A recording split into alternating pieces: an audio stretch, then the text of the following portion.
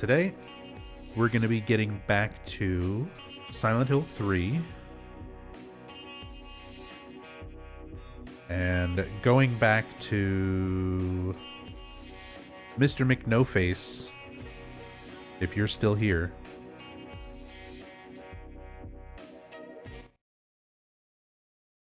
If you are still here, Mr. McNoface.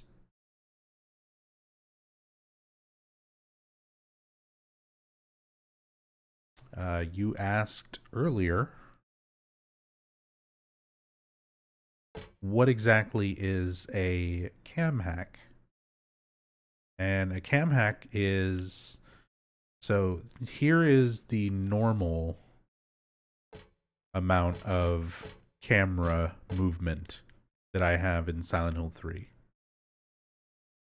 Like, if you hold down the camera button and you look around, this is how much I can normally look at this environment right now. The cam hack allows me to just sort of do this.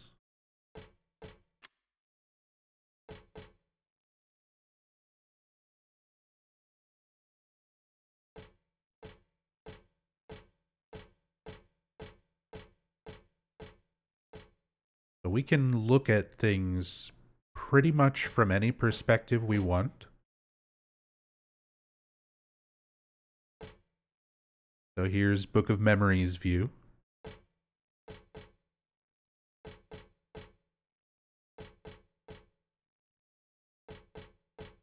We can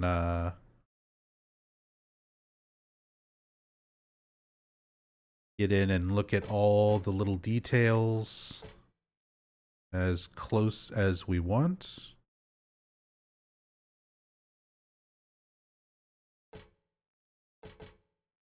So we're very, very, very slowly making our way. This is part 4 of an ongoing series where I'm going through every single little environment in the entire game, and we're looking at everything from new perspectives, just because it looks cool, as well as up close to try and find any sort of little details, things that might be hidden out of bounds.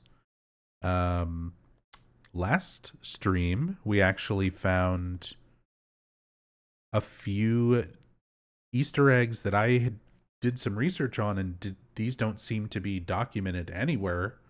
Nobody else has mentioned them anywhere online. So I'm finding little Easter eggs and things people don't know about thanks to this.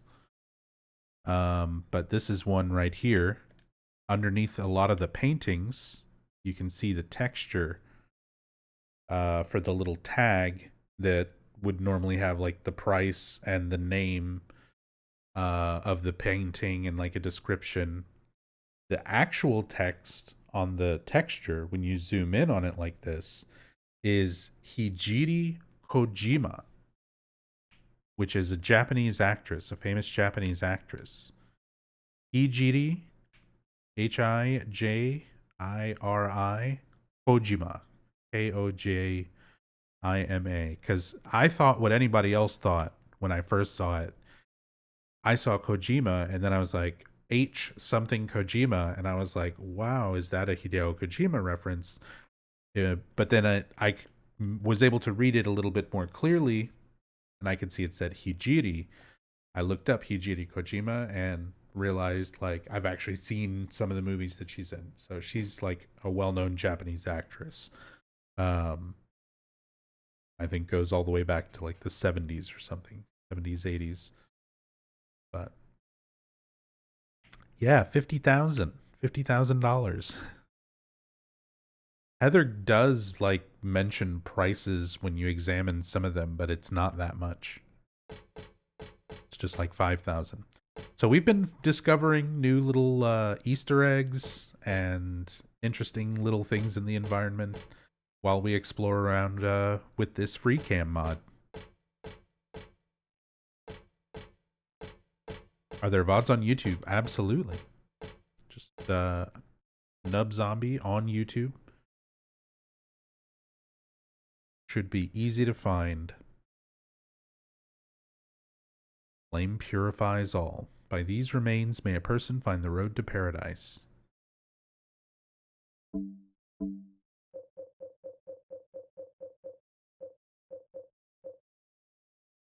Thank you, Hirimi.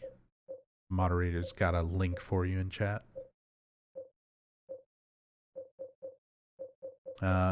Since I'm using the cam hack, I've also cheated in like every item in the entire game, just so that we can progress through things. The object of this playthrough is not really to play the game, more so just to mess around with the free cam aspect, but using the oxidol, the pork liver, and the matchbook to create flammable fumes and ignite them. Don't do this. Don't try this at home.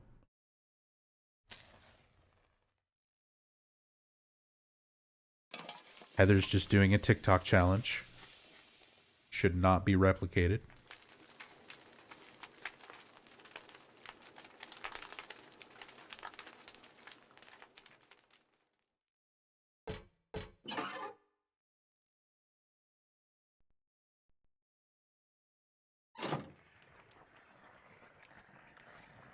What a good view.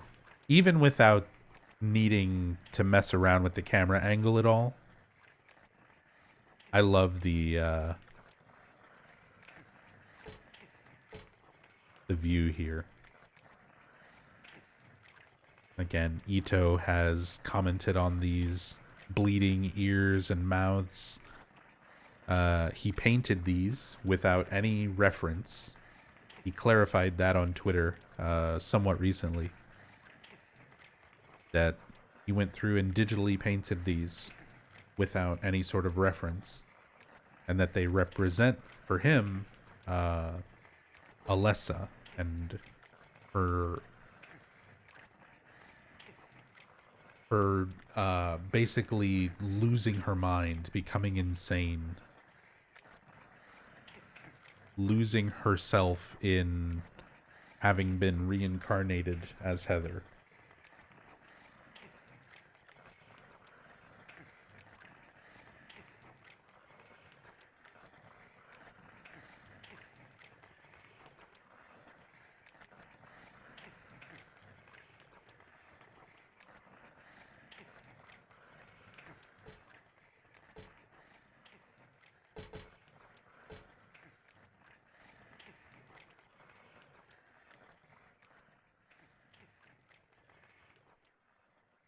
And like with a lot of textures, they don't render from the opposite side. No point in having a side to a texture. It's not going to be visible. Get a better look at the bodies here. These moving textures. Whoops. One of the downsides to the free cam is you're still controlling Heather while you control the free cam. So sometimes accidentally interact with things. Nothing I can do about that.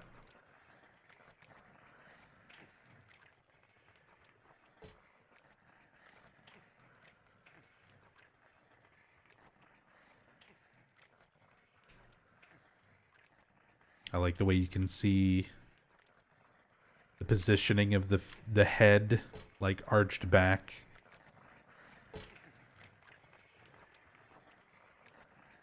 With the mouth image stuck to the head of this body. See the forceps.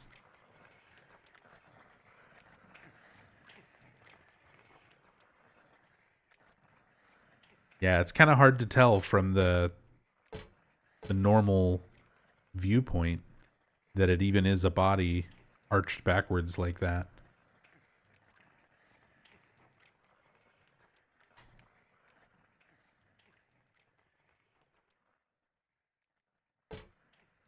You can see from like the direction of the feet. And when you look at the rest of the anatomy of it,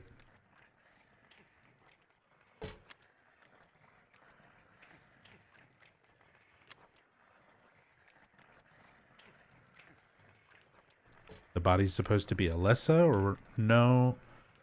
They're supposed to represent aspects like members of the cult, the same way Valtiel and even the executioners, like the way Pyramid Head looks. There's similar looking bodies up on the walls in environments in Silent Hill 1. But these are mentioned as being like one of the things that kind of links all of these aspects of the cult in Masahiro Ito's design. He talks about that in the Lost Memories guidebook,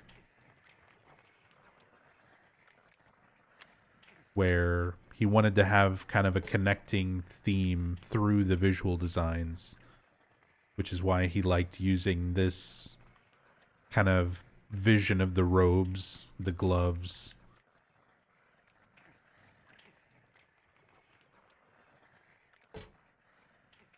and kept it as like a concurrent theme throughout the games.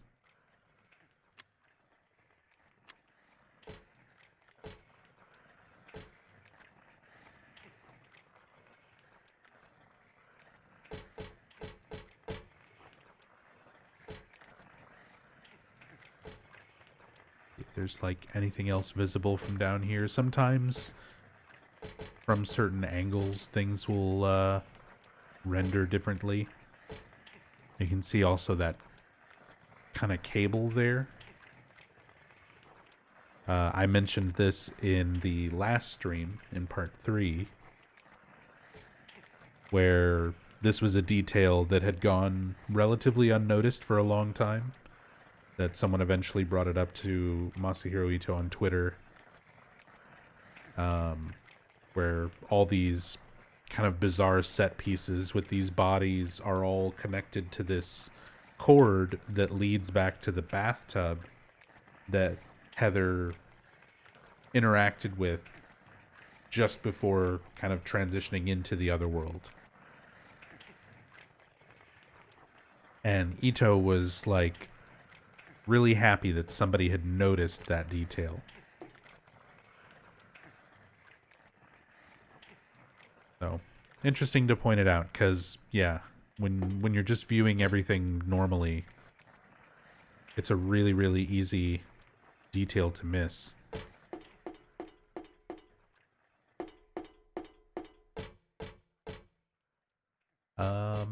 Here, let's, before I pick it up, should be able to see the texture for the,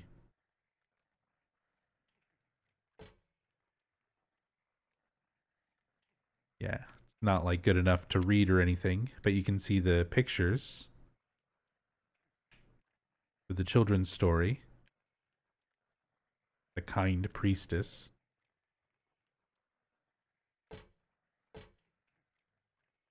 and the monster at the gates.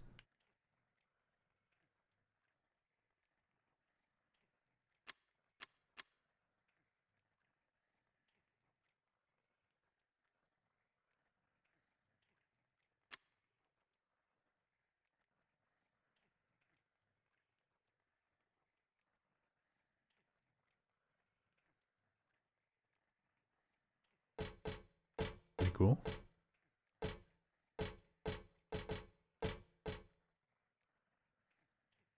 What are these papers? Priestess accepted the king's request and went to the village gates, but when she saw the monster, she tried to convince it with words instead of killing it. Hey, Devin. Welcome back. Thank you so much for the resub and the 3 months of support. Thank you. Shut up, you. I'm going to eat you up. The monster didn't listen to a word the priestess said, but she kept trying to convince the monster to give up. It's wrong to eat people, you know. The monster grew very angry at this and attacked her, killing her with a single mighty blow. I'm a police officer from Brams, the next town over. Yami, thank you so much. Appreciate the 30 months, man. Thank you, thank you. No beginning and no ending. I really didn't understand that story. The dialogue for this is something that we don't see very often. Typically, for a lot of my story playthroughs, I pick all of these up in order just because it makes more sense. But because I'm just kind of messing around with the cam hack, we're looking at stuff very out of order. A little bit different dialogue reading this page before picking up the other ones. No beginning and no ending. Really didn't understand that story. Probably just some pages torn out from the middle of a book.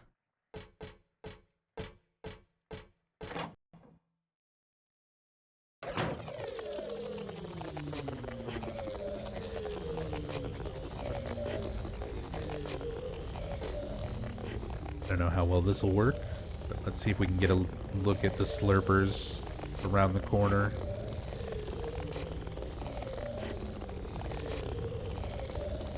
One of the downsides with the free cam is we don't have a free floating light source.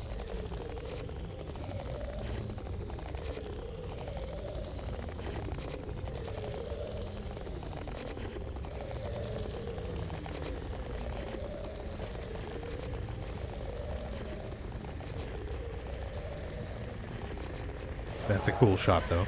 Oh, Heather's being attacked.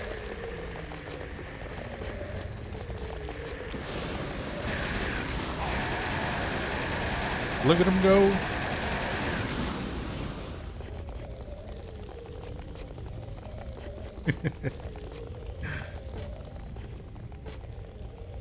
That's why I like using the flamethrower. You, that mouth? Oh, yeah. I showed that off in, I want to say part 1 or part 2.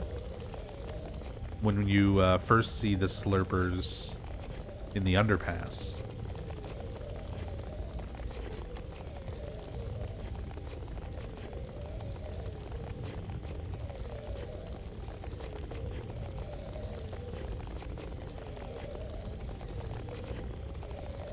But you can see it's almost it's very human-like, very clean white teeth. And if you've ever looked kind of horse-like, yeah, because of the shape of the mask. But that's the thing, like, if you look at the actual head, you can see this is just like a human head here. There's the ear, where this has been grafted on. But it still has organic parts at the end of this. So it's like, is this entire thing the shape of the head? Is it just this human head with this long, like, other part that's been grafted on? Never noticed the human ears on it. Even, like, it looks like it's wearing clothes. The torso and everything is very similar to a human's. It has pants, essentially, sewn into it.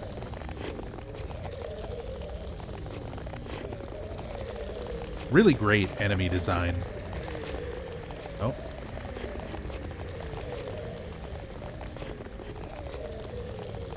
As annoying as they are to deal with in this game.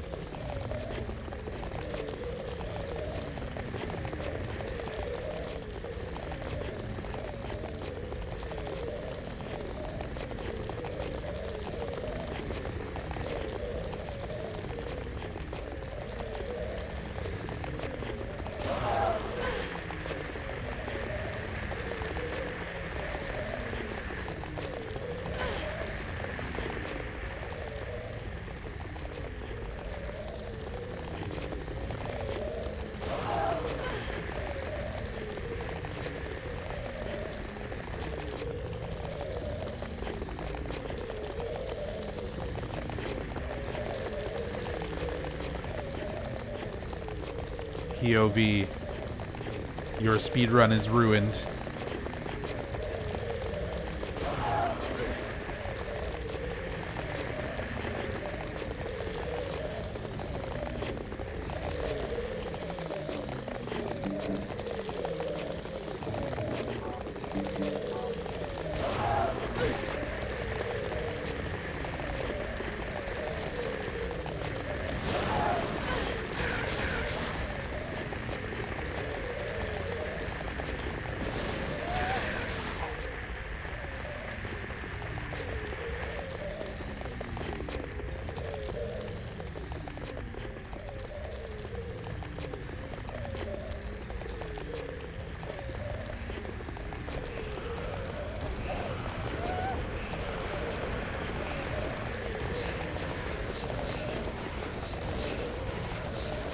I wish I had got a better shot of that.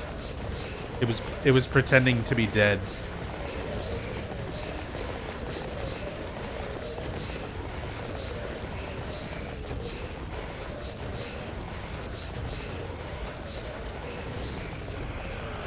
Yeah, good music.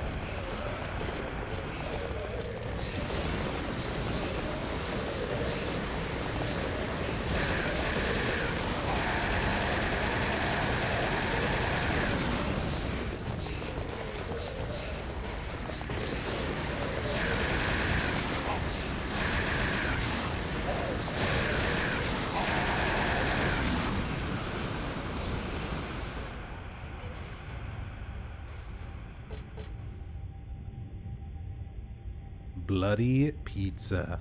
Thank you so much for the Prime sub. Very much appreciate that. Thank you.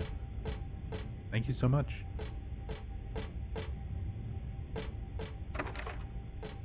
I love how the music changes to this like droning ambient track when you actually kill everything.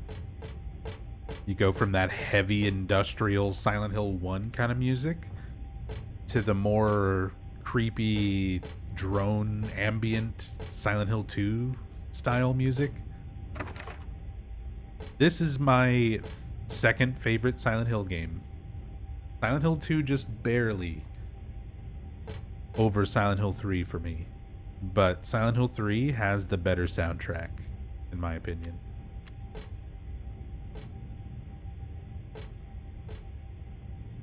It's such a good mix of the tone that Yamaoka used for both 1 and 2.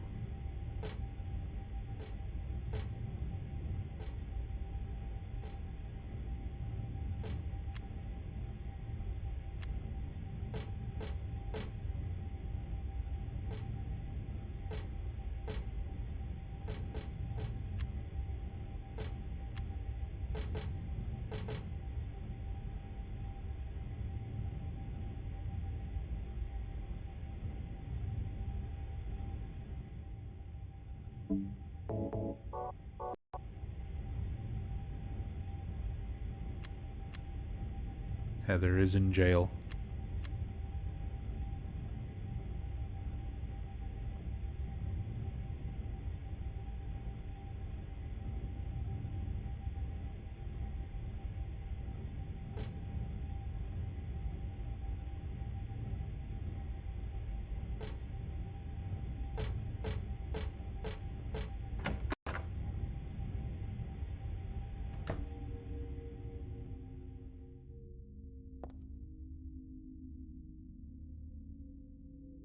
Again, good creepy music to switch to when you go into some of these rooms. This room is great, actually. I need to show this more often in story playthroughs. We're going to ruin it right now with the cam hack. What you normally do is you kind of walk in and the camera angle will change. Like, even before the camera angle changes, you can see that very tempting first aid kit and ammo box sitting on the bed over here.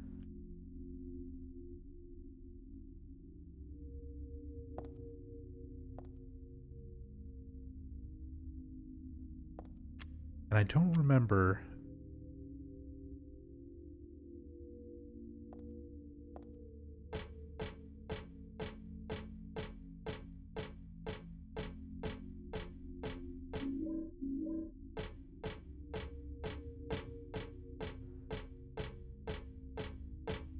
Now, because things change on different difficulties, yeah. So I have everything right now set to easy difficulty, which changes a lot of interactions and rooms and puzzles and things like that. Again, the focus of this playthrough is not really for that. It's just more for playing around with the free cam.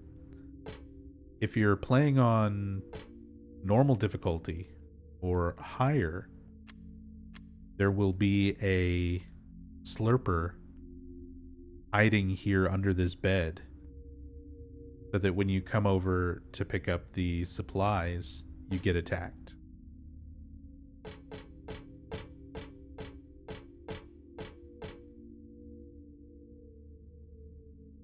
Just a creepy room, also. Just a solid, creepy Silent Hill room.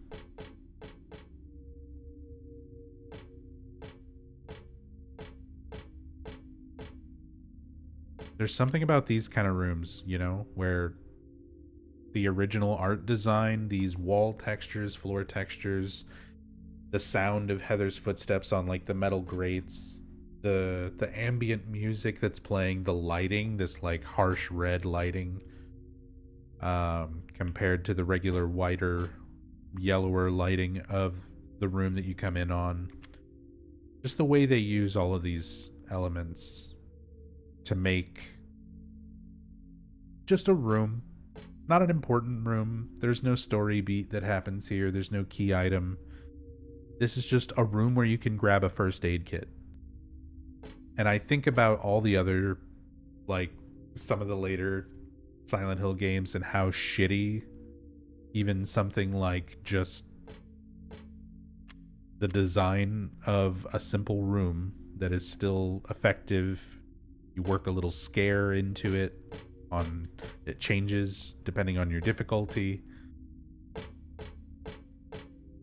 because it's just an opportunity to give the player some supplies. But look at all these, because this is without the cam, you know, aspect to it. You have these two unique camera angles that switch whenever you go from one side of the room to the other.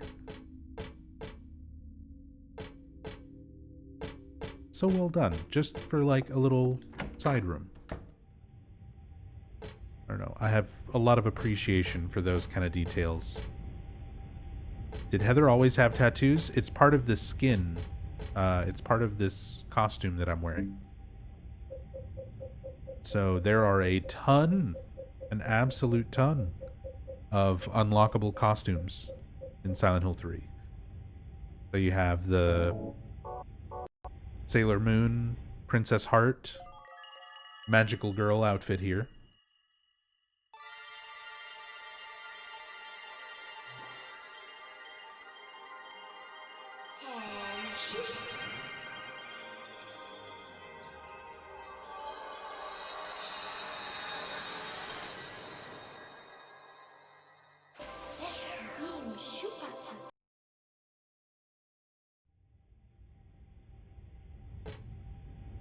So now we're Princess Heart.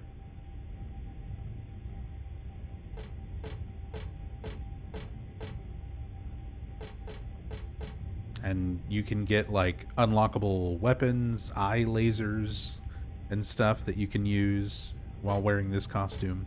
There's all sorts of crazy stuff in Silent Hill 3. But yeah, there's also all of these different shirts and outfits.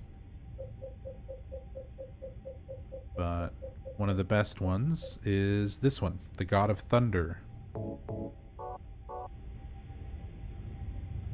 So that changes her hair color,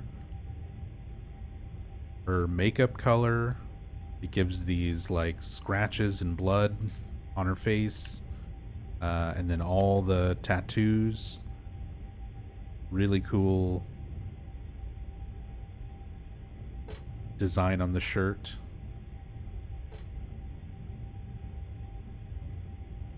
All of this was, I believe, painted by Masahiro Ito. He designed this costume. He didn't do, like, all the costumes, but he mentioned doing this one, and he put some of his character artwork into the tattoos.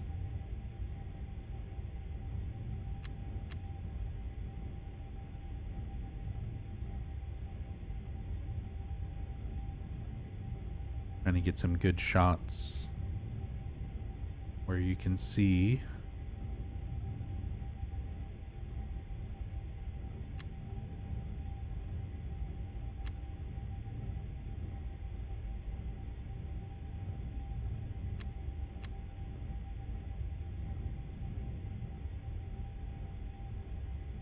all the little details in the tattoo. It's so cool.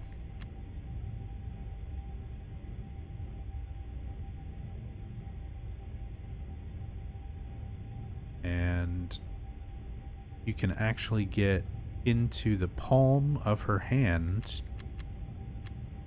and see there's a little tarot card with Valtiel on it.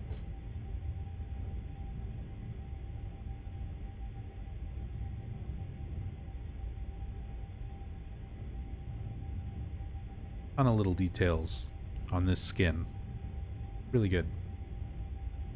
And this is just in Silent Hill 3. That's not anything that's like modded in or in any kind of special version. It's in all versions of Silent Hill 3 as an unlockable costume.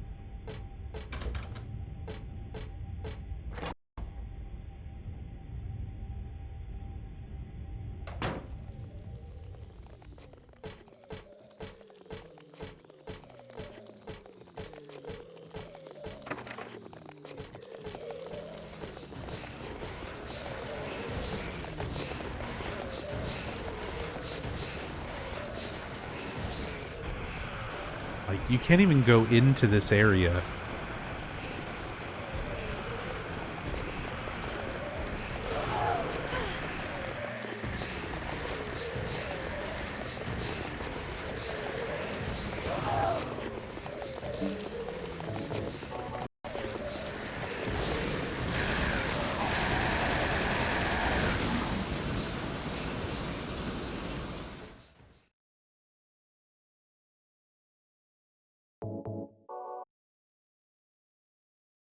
Yeah, the costumes and everything you can unlock with passwords.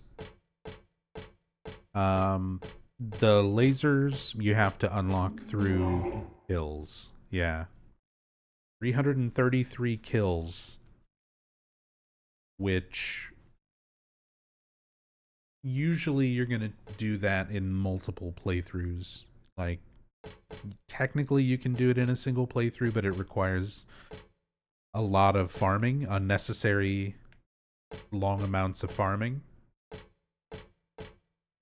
Because there's only very specific enemies that respawn that you can kind of take advantage of getting kills, and respawning them takes too much time.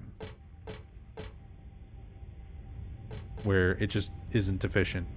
You're better off just doing multiple playthroughs and killing every enemy in the game without farming, and just do like 3 playthroughs.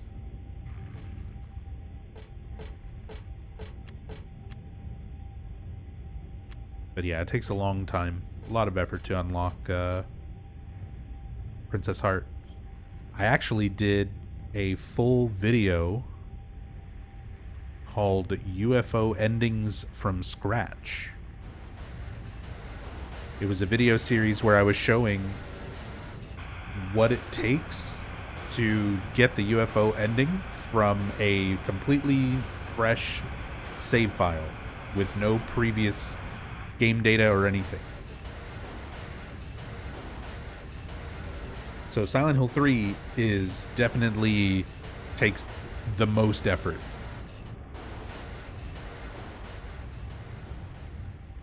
I want to say it was like 15 hours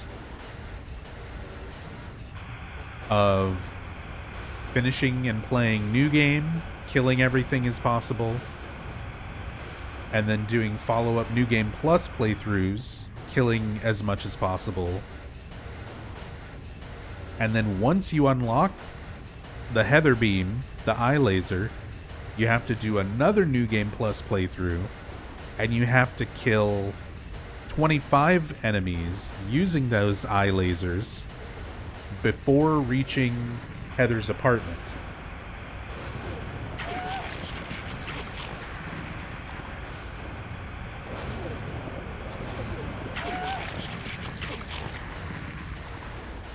So yeah, it's a lot of work.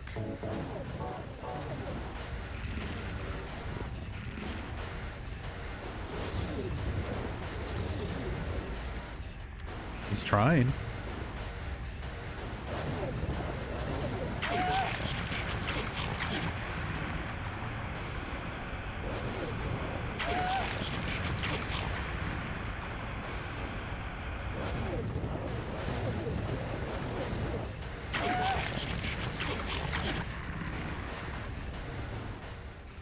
The head turns like sideways.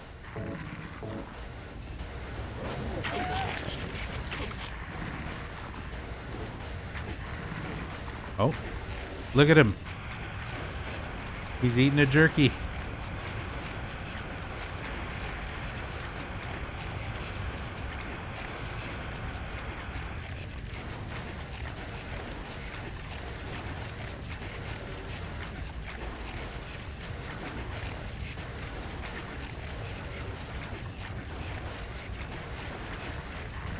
Oh, he finished it.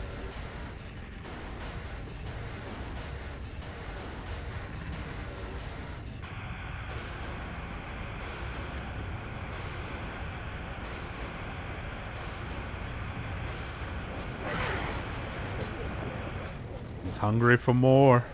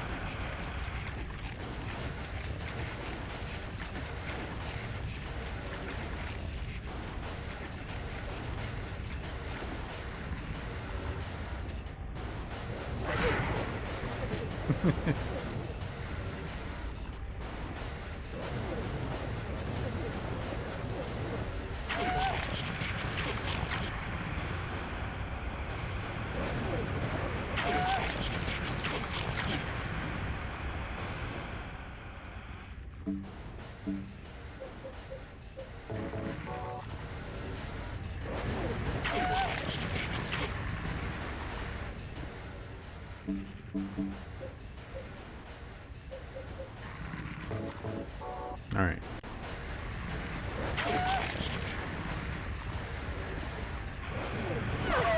Bonk.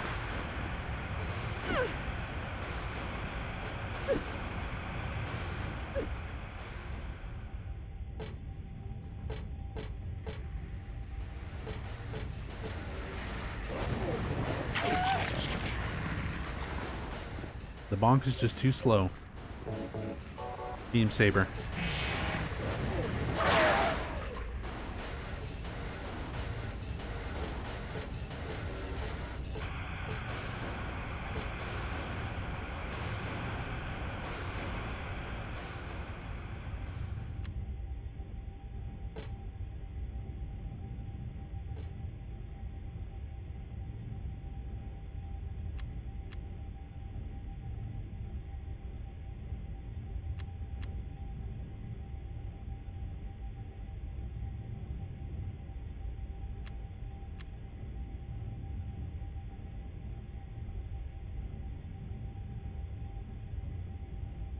This is definitely like one of my favorite monster dog designs.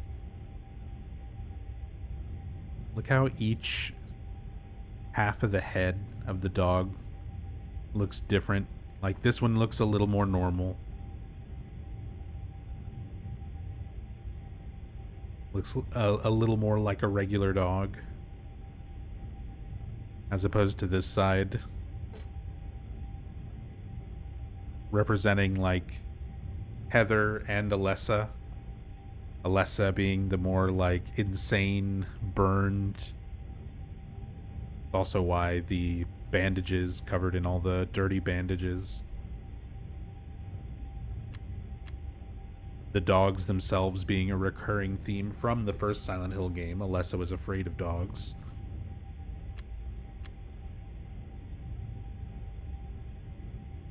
So much like thought that went into even just little details of the creatures. Not even just the creatures themselves and kind of the more obvious aspects, but all these little details that are so hard to notice. Wonder why they didn't detail the inside of the head?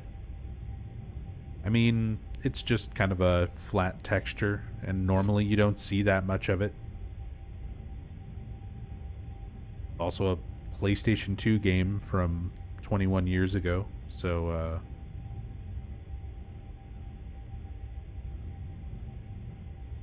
usually why plain, less detailed flat textures get used for a lot of things.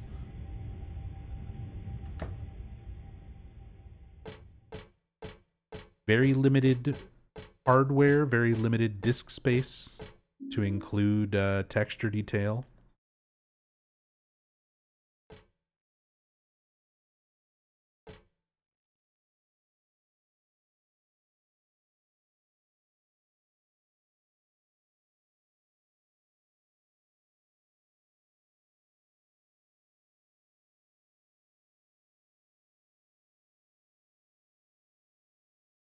All the little coins.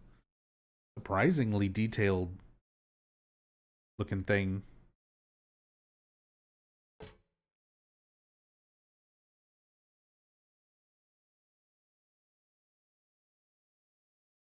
Oops.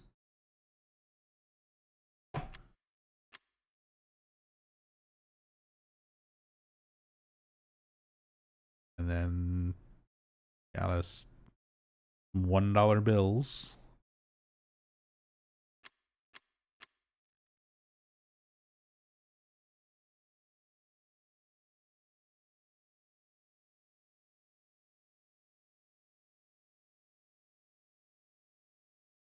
Old Gorge, Washington.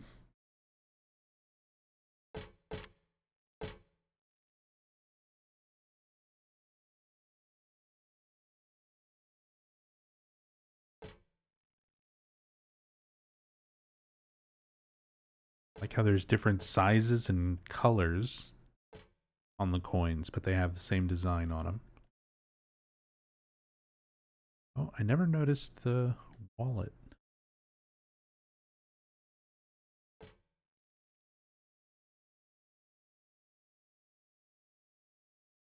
My billfold.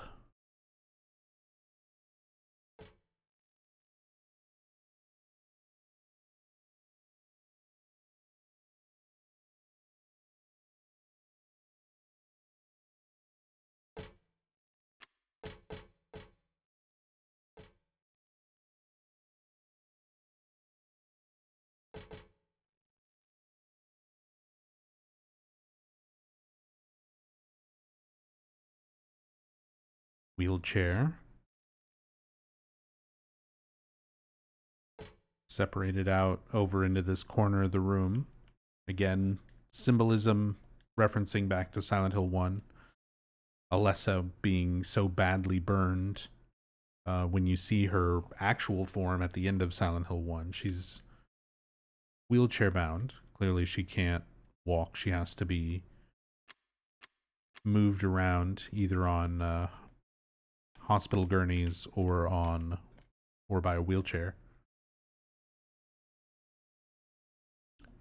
Before wheelchairs were thrown into Silent Hill games just for the sake of being weird, creepy things, it was something relevant to the plot, to Alessa. We've got a cold drinks machine, the Otherworld variant, much more worn down. I went on a whole rant about the cold drinks vending machines on the last part of this playthrough. But these are a real thing. These vending machines, it's a real vending machine model, and this cold drink design, blue backdrop with the bubbles on it, like all of that is a real world thing made by Dixie Narco. 501E, I think, is the model. Oh yeah, and Honeywell Security. Harder to see on the Otherworld version. The textures are a little more muddied. But Honeywell Security, that's another real world brand thing being used.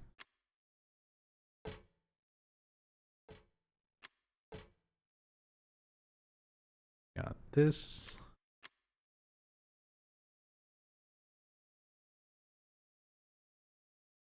Thus one's life turns to riches.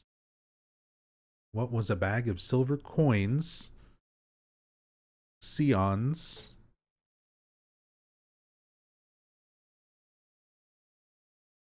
Is now the number in a book. Yet fate hath no price. Ah, but do people know this? Yeah. A little bit of a typo when they made the wall texture. The silver scions.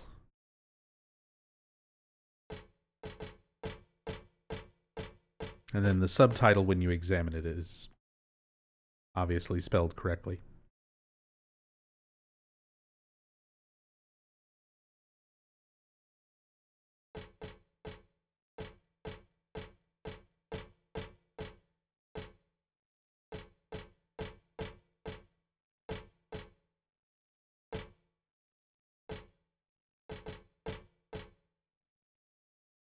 Oops.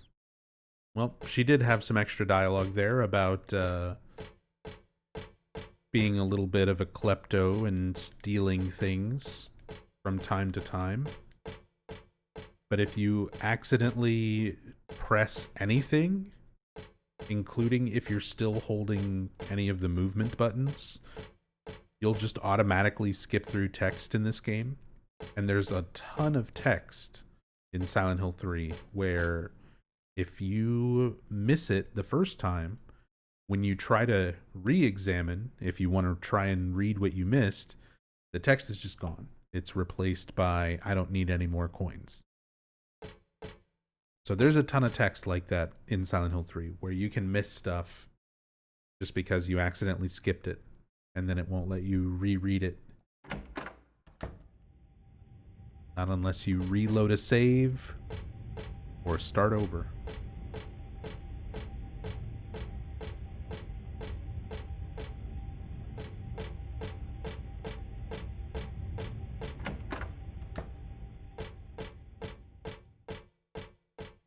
Alright, use the silver scion. It's in here somewhere.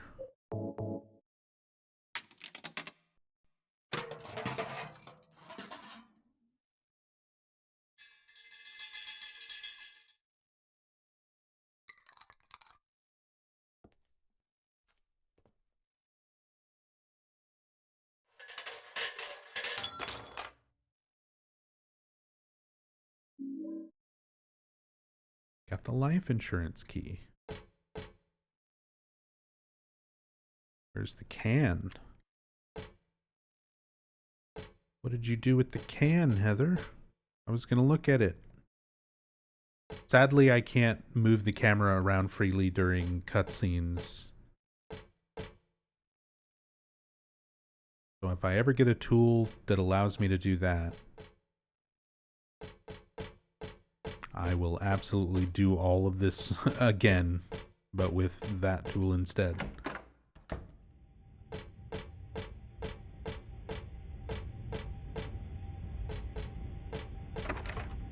That should be everything on this floor.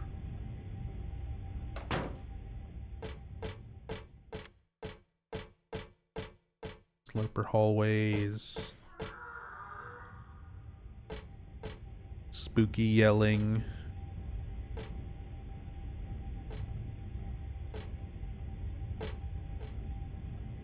Bottomless pits. Even little torn up cork boards and notes and things on these areas that you can, like, not get to at all.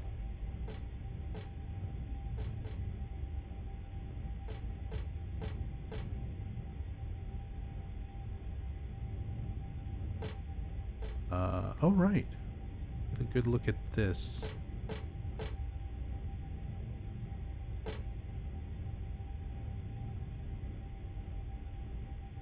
All these bodies hidden behind the chain link can be easy to miss. Just looking at it with the normal camera view. You can see these are very similar to the ones that you see in Silent Hill 1 in Midwich.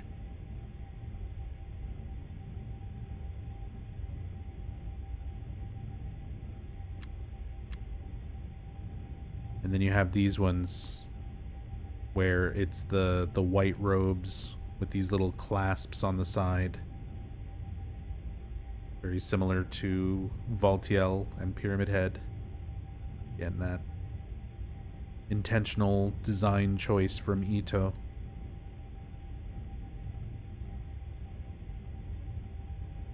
To kind of connect all of the games thematically.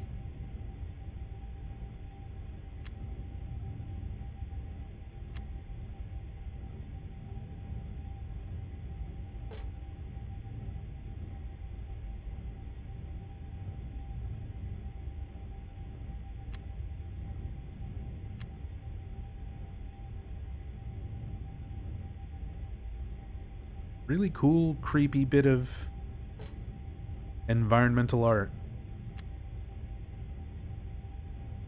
And it's easy to miss. Again, just to remind, this is how much it lets you see normally.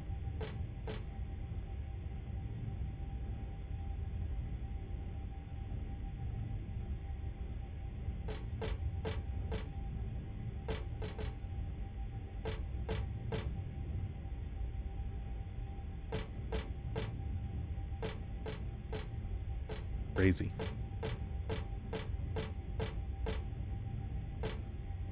Bulletin board's fallen down here, nothing useful written on it.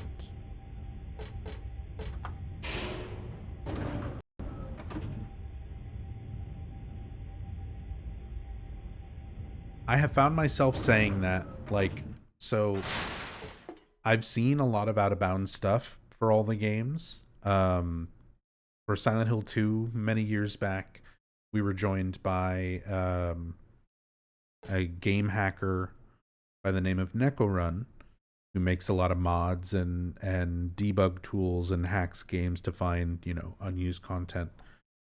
And did a similar playthrough of Silent Hill 2 with a free cam like this. And just so far in this playthrough of Silent Hill 3 as well, I find myself saying that exact same thing very often. They didn't have to model all of that, honestly, but they did. That is definitely a recurring sentiment. There's so many things, so many details in this game that absolutely didn't really need to be there. They didn't have to do it, but they did.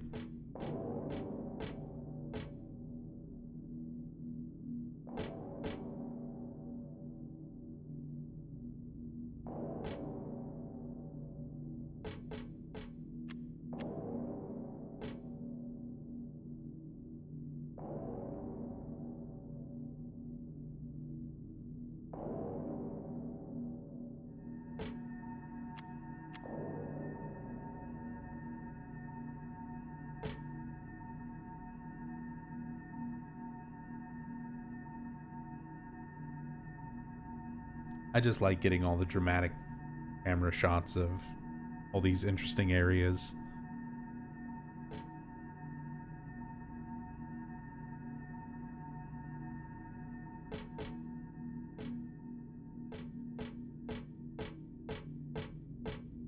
I'm gonna have so much B-roll for all my future YouTube videos.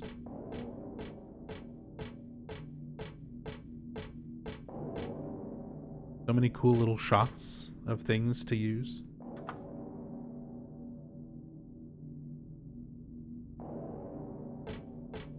And just using this tool in general, being able to look at specific things in detail. Eventually, the goal is to do proper Silent Hill story playthroughs, because I've done live stream story playthroughs for almost a decade now. Next year, January, less than half a year away, will be 10 years that I've been doing Silent Hill story playthroughs and speedruns on Twitch.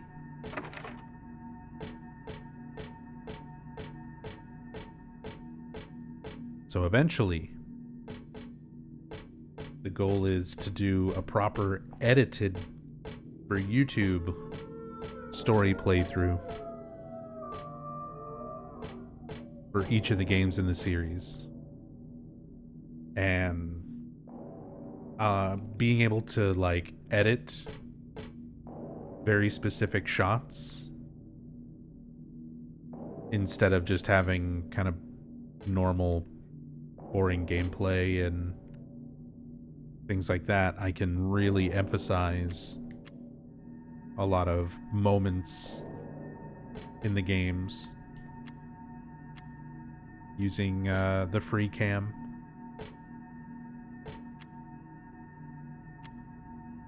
Get a lot of shots I wouldn't otherwise be able to, get focus on details I wouldn't normally be able to. So hopefully I can find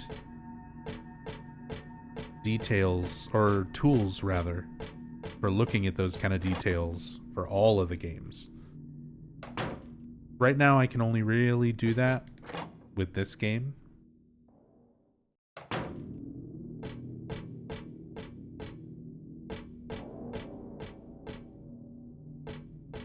But we'll see.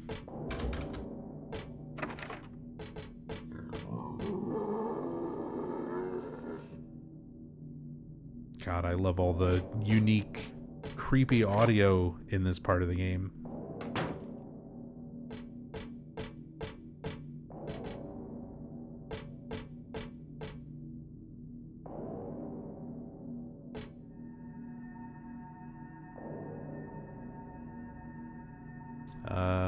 Pixel.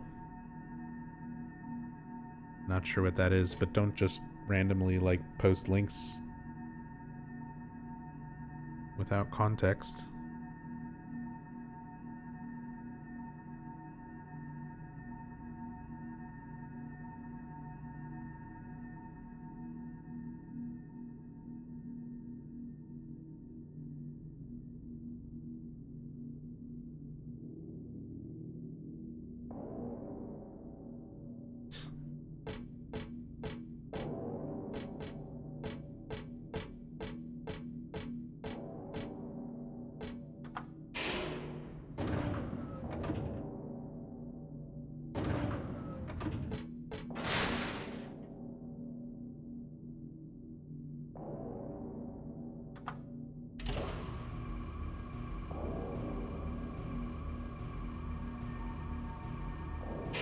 Something behind jam doors.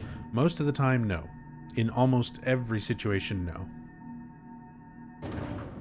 Like, you're not really gonna find hidden rooms because there's just a lot of things like that where, you know, oh, what would be behind the elevator if you pry the doors open? Like, that's just not how games are made.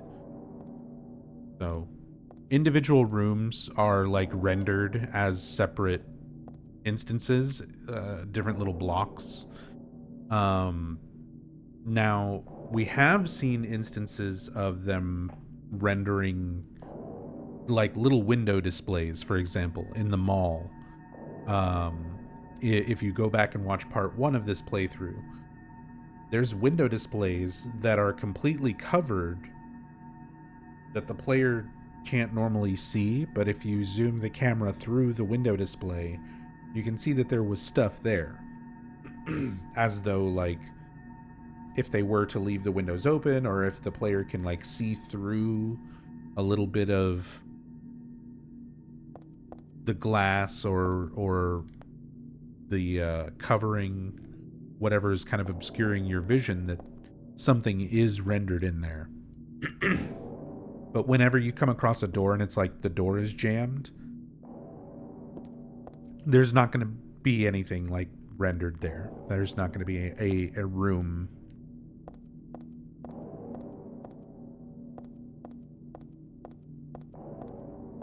That much I know.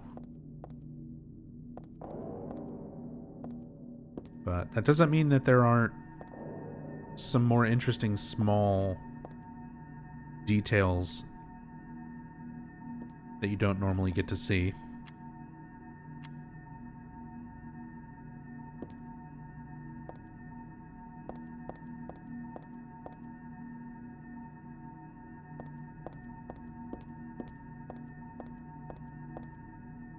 Something in Otherworld Hospital on PS2 version. If I have flashlight active in zoom, I see something moving behind the graphic effect. Are you the Otherworld Brookhaven's second floor, I think, behind the glass?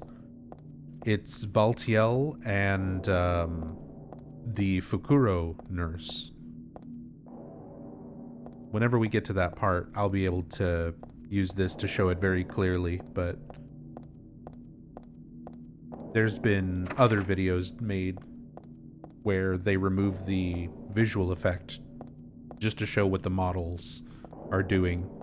But yeah, it's Valtiel hanging from the ceiling. And got like a wire, a rope, something wrapped around one of the Fukuro nurses.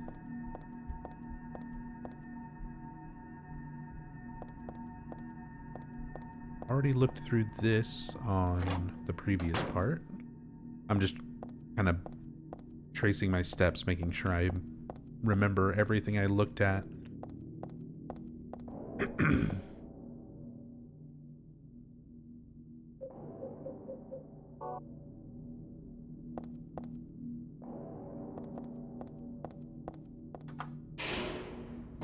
Sorry, my throat is also very sore. So, apologies if I start losing my voice.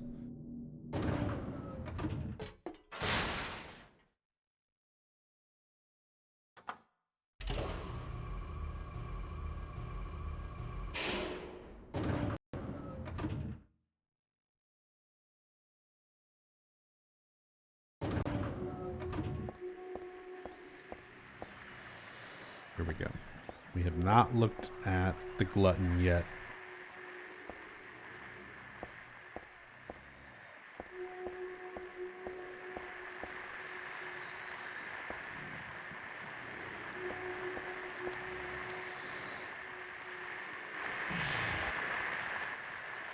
Yeah, so this is glutton. Heather is...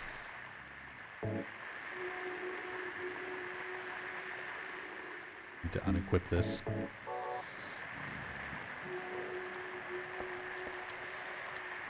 This is one of my favorite enemy creature designs. It's not really an enemy. It's blocking your way, but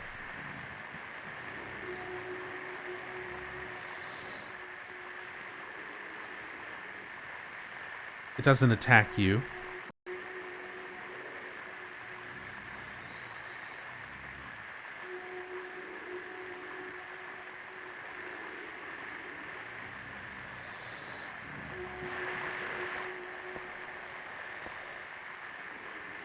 You can see, even if you try to view it from directly behind, nothing is made. There's no texture to render anything from that side, since it's not meant to be seen anyway.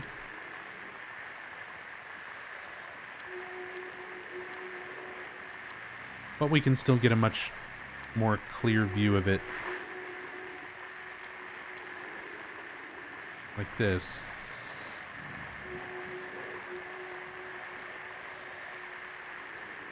You can see this and this are each like mouths. Very similar to the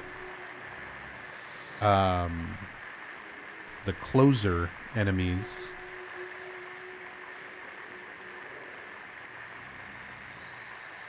Keep accidentally interacting with the storybook. I'm just trying to tilt the camera.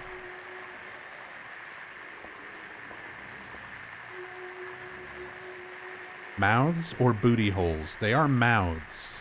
Masahiro Ito specifically uses human-like mouths in odd places. It's a big inspiration that he takes from the artist Francis Bacon, and he has said that there is specific symbolism on why he uses it from game to game, but ultimately it's a theme that he has said that he just likes using because it's creepy to him. It's something that he finds disturbing, so he likes using it in his art. He'd admit it if it were a booty. He would. He would too. That's the thing. Masahiro Ito draws straight up pornography. He makes not safe for work artwork. If this was meant to be a booty hole, he would tell you. He would not be shy about it.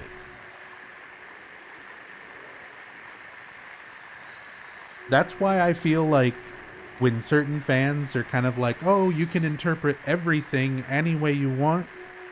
Not everything. Not every hole is a booty hole. Sometimes the artist's intention matters. You can't just death of the author everything. Interpret everything however you want. Some things got very specific meaning behind their design. And when the artist himself is willing to, like, speak on it, I think it's worth taking into consideration. And not just saying, well, that's not how I interpret it. I feel like that's disrespectful to the artist.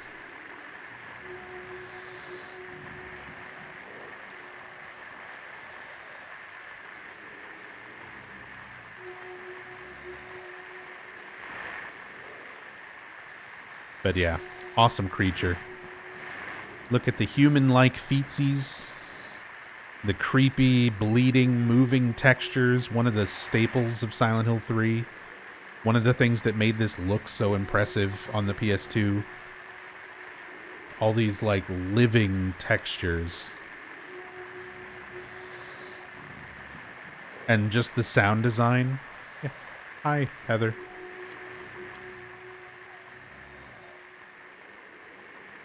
She's getting a good look at him. There's a good shot.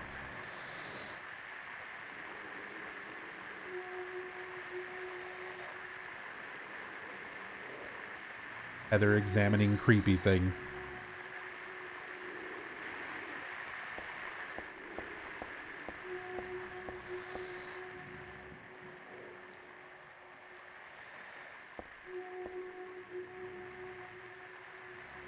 Another elevator here that we can't reach.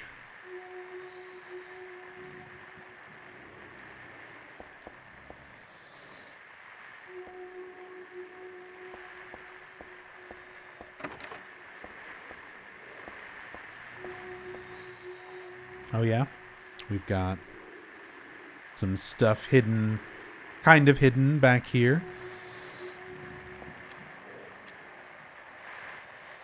This little room right next to the glutton. More of the figures in the cult robes. Oh, look at even the ceiling textures got...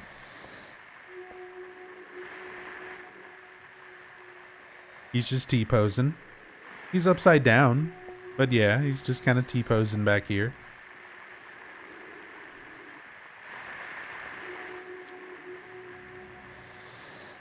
This one hanging with the arms drawn up, similarly to some of the other ones we've seen. All the way down here, where no one would ever look, we have another one of these guys.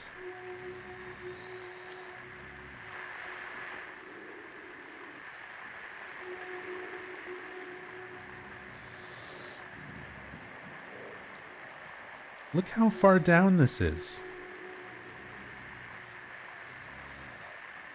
Yeah, very straitjacket-like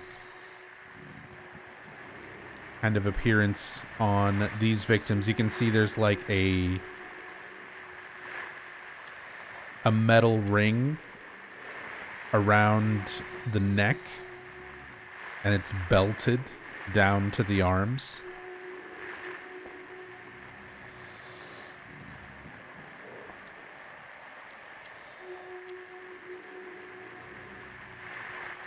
But here's the reminder. Here's how much the camera lets you look at normally. This is what you can see. Like, you can still see them pretty well. You can barely tell that straitjacket guy's down there. And I mean, if you're playing on a PlayStation 2 21 years ago on a CRT TV, no way. You're not seeing any of that. But it's there. They took the time. They put it in there.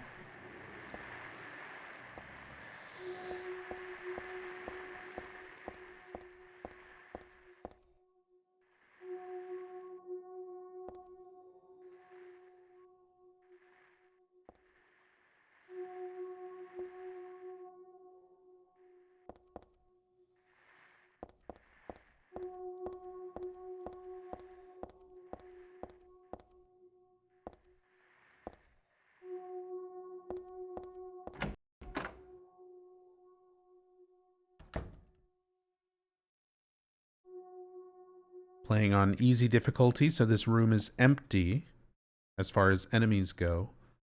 Normally, on normal difficulty or hard or anything above that, you have a insane cancer enemy sitting in there.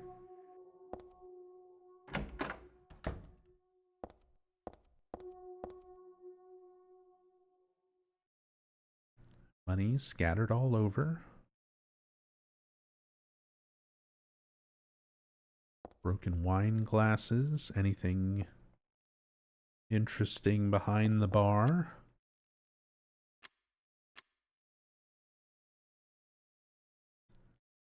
There is little cups on the shelves. Nothing that you can't really see from the other end. Here's all the cigarette butts.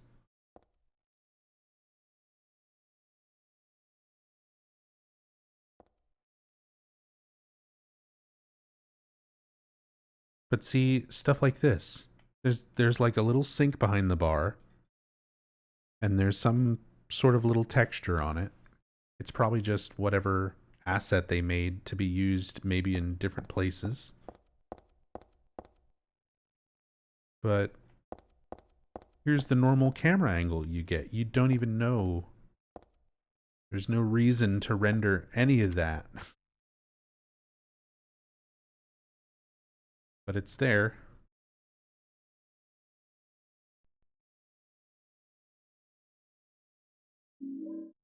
Got some pork liver. Here's the fridge that we picked up the pork liver from.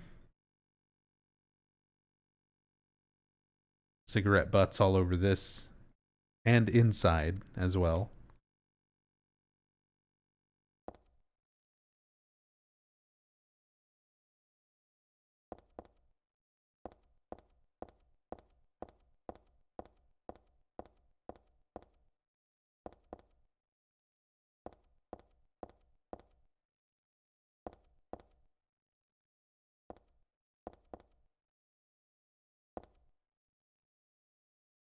It's a dirty syringe.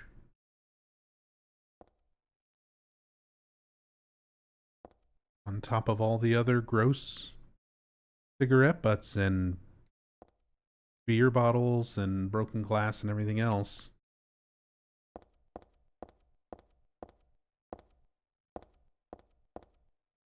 I don't think she comments on this, does she? I feel like I would remember Heather talking about the syringe.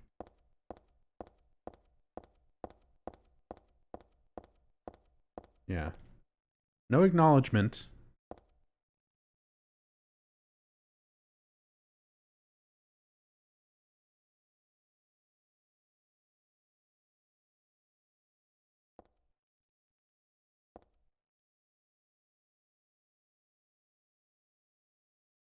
I like how it's even, you can even see the little like lines, like the little measuring lines on it.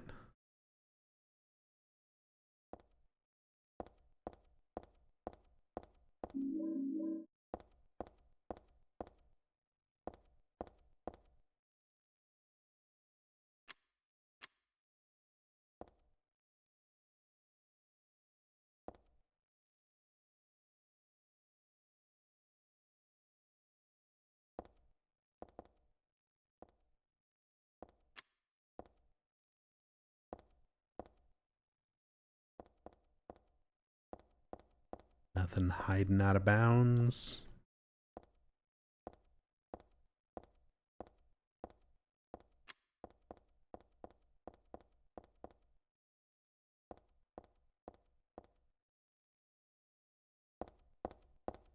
Can I get a good shot?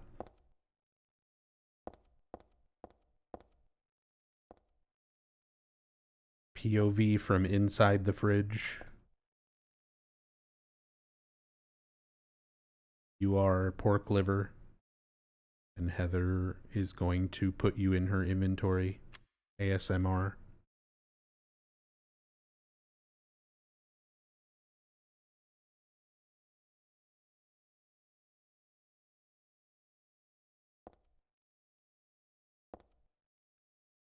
Where's first person mod for Silent Hill? That is actually a thing in development. There is a fan group called VRified,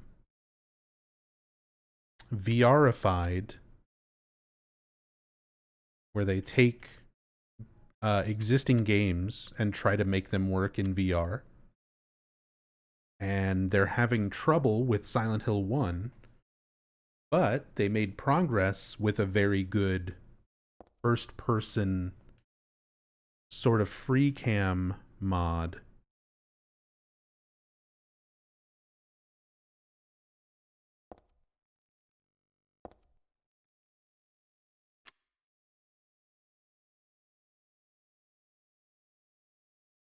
So whenever that is made public,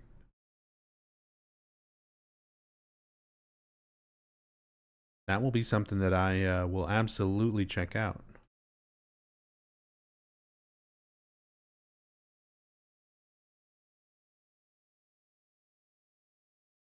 What are your thoughts on Silent Hill: The Short Message? For being a free, mostly internally developed Konami game, it was not bad. I just wish there was a little more Silent Hill in my Silent Hill games. More than just the title. Like, it had some good stuff. It had a good soundtrack by Yamaoka. It had a good creature design from Masahiro Ito. But the story and the characters were really bad.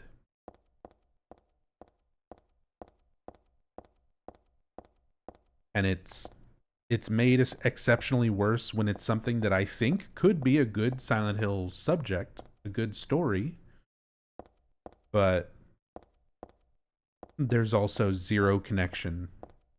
There's no connection. Like, if you're gonna make a standalone psychological horror game about the horrors of social media pressure, then do it. Make it. If you're gonna make a Silent Hill game, make it have something to do with Silent Hill. A character is from there. People go there. Something. Something. It doesn't even necessarily have to take place there. This is a good Silent Hill game. Half of this game does not take place in Silent Hill. Silent Hill 4 is a good Silent Hill game. That game does not take place in Silent Hill. You can have stuff happen outside of the town. I get that. But to just throw in a random note that says, oh, the Silent Hill phenomenon. People just see shit everywhere, and we just call it Silent Hill. That's so stupid. So fucking dumb. There's 0 point other than marketing for that to be a Silent Hill game. Same thing with Silent Hill Ascension. I watched all of it. We suffered through all of Ascension. We're going to do it again when they finish the New Game Plus run that's still going. And they never, ever mention Silent Hill outside of the title. They never talk about it. Nobody even mentions that it exists. Nobody says, oh yeah, I was born in Silent Hill. And then I moved here to Hope's Junction. Nothing. There's 0 connection. It's just they're selling things on the name alone. So, as a Silent Hill game, no. The short message is not a Silent Hill game. 0 out of 10. Maybe 2 out of 10. 1 point for Yamaoka, 1 point for Ito making the monster. Everything else, it's not a Silent Hill game. It has nothing to do with it.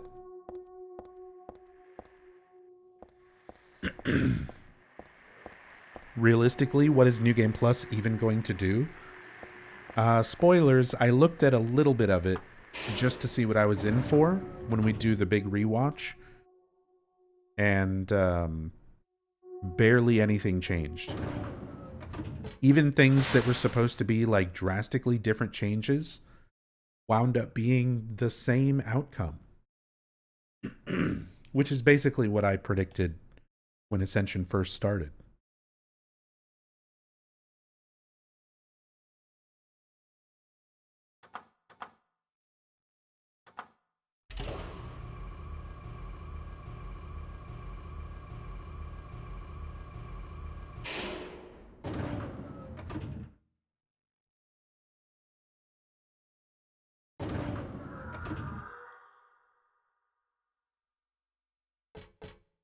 Wait a minute. I need to go...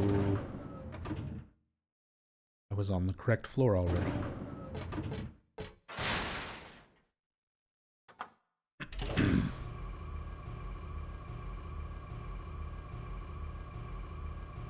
I'm guessing the New Game Plus big difference is going to be UFO or dog ending. I don't think so. I don't think Ascension is even going that far. It's not New Game Plus in that sense. It's called What If, right? It's the what if scenario, because the way that Silent Hill Ascension supposedly worked was you have this massive audience watching the episodes live every day and voting what choice they want to be the outcome on the next episode. So all of that ran and concluded. So everyone's choices from start to finish were locked in, and we watched that. The what if scenario is just starting over from the beginning, but they remove the choices that everyone locked in the first time around. So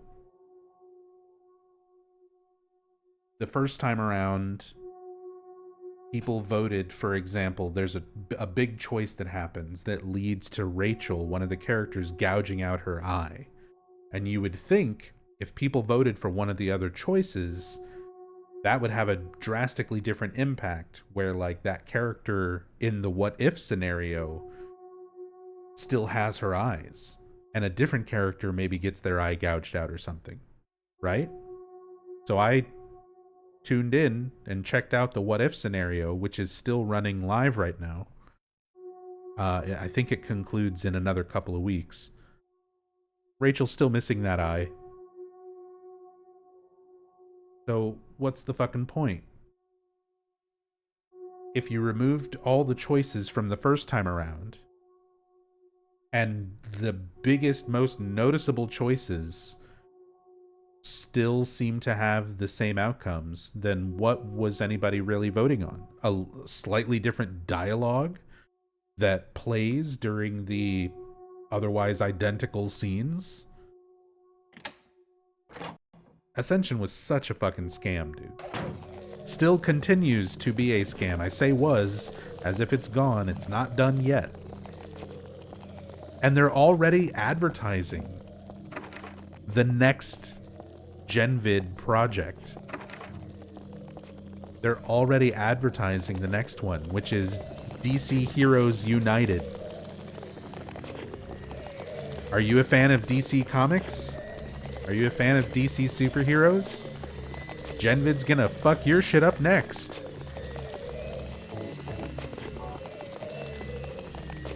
They're gonna let the audience decide who gets to be in the Justice League.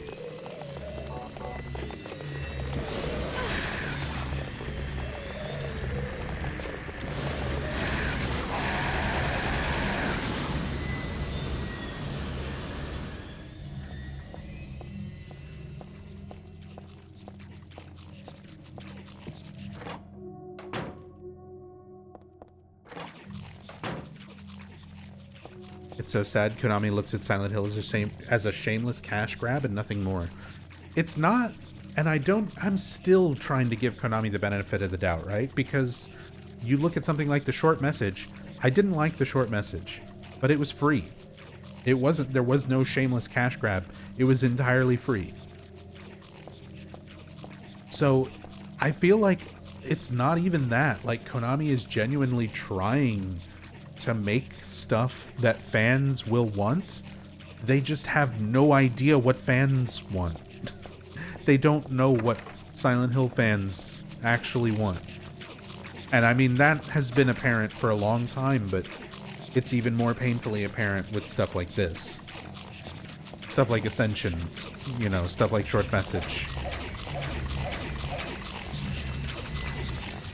So there's still a ton of other projects that are being worked on. Silent Hill 2 Remake already, I was the biggest of doubters and haters, and I'm still very cautious when it comes to the Silent Hill 2 Remake.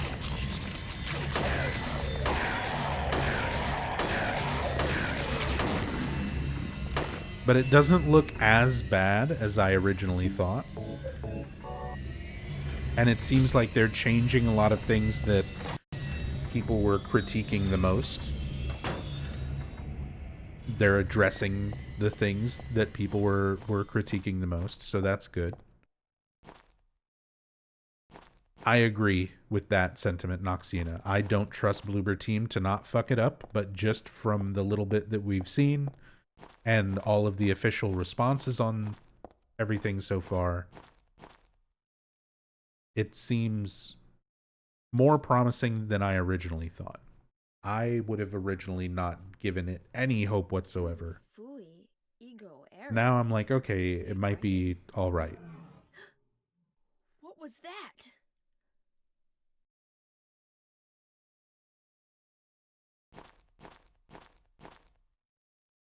This is such a cool looking room.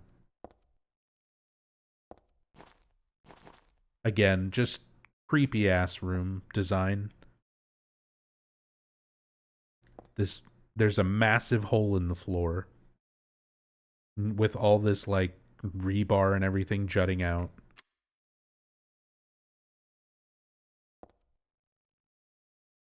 How far down the rebar and like this sort of the table legs. These are supposed to be like desks or tables, but the legs of them just extend down into this huge pit. Like it's so abstract and weird looking. On top of like the blood everywhere, the curtains or drapes, tarps, whatever.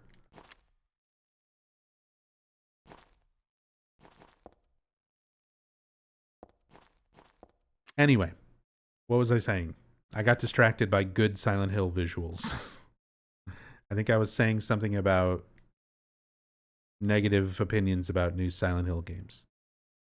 If any of the new Silent Hill games make me give a shit about the game and the characters and the environments enough to make me want to do this the way the old games do, to make me want to take a free cam mod and look at every little speck of blood just because I appreciate the game's visuals that much and the game's environments and everything else about it, like if Konami can deliver on that, I'll be a happy person. I'll be a happy Silent Hill fan. But at the end of the day, you know,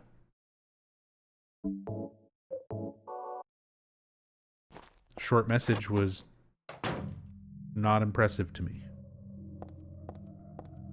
I did my playthrough of it.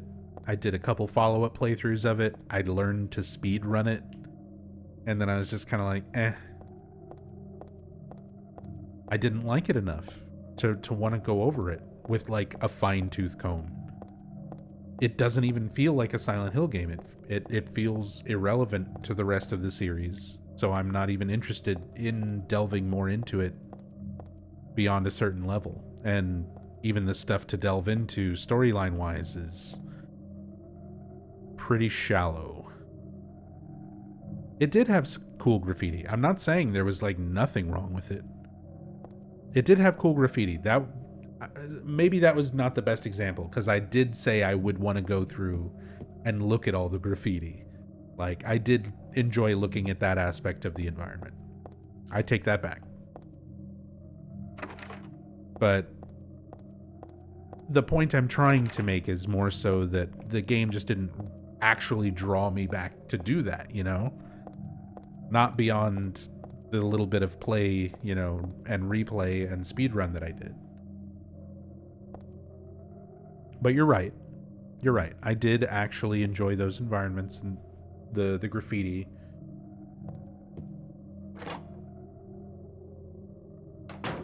That's unfair for me to that's hypocritical for me to crap on that now as an example. But yeah, I just didn't want to go back to it. I just didn't want to go back to the game. It didn't interest me enough to want to sit and pick it apart the way these games do.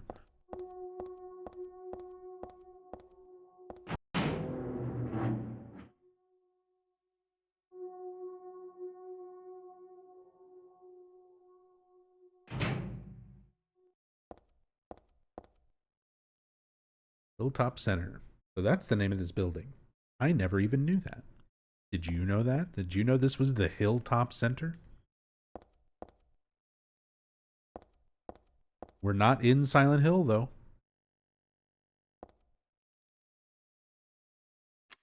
I just think that's kind of funny that even before you go to Silent Hill, there's a hill reference.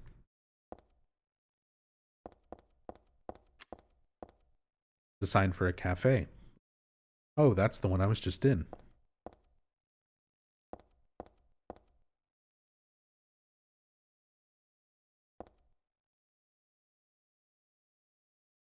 Posters for Monica's dance studio, where we were.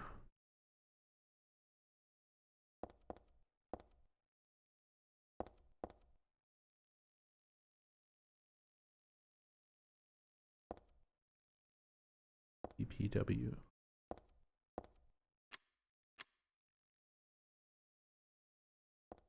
I disagree with that, Cosmic King. I think that things like COVID and social media are not younger generation things. They're things that everyone of every age has to experience at this point. Like it's a part of the human condition for most people now. Like obviously not everybody is on social media all the time, but it's also not strictly a younger generation. Obviously, a lot of people feel one way or the other about COVID. What's silly about it is when you start comparing that to the things happening in Silent Hill. Silent Hill being a tourist town with a cult presence and a spiritual power that manifests the things from your nightmares into reality, being compared to someone in Germany hallucinated.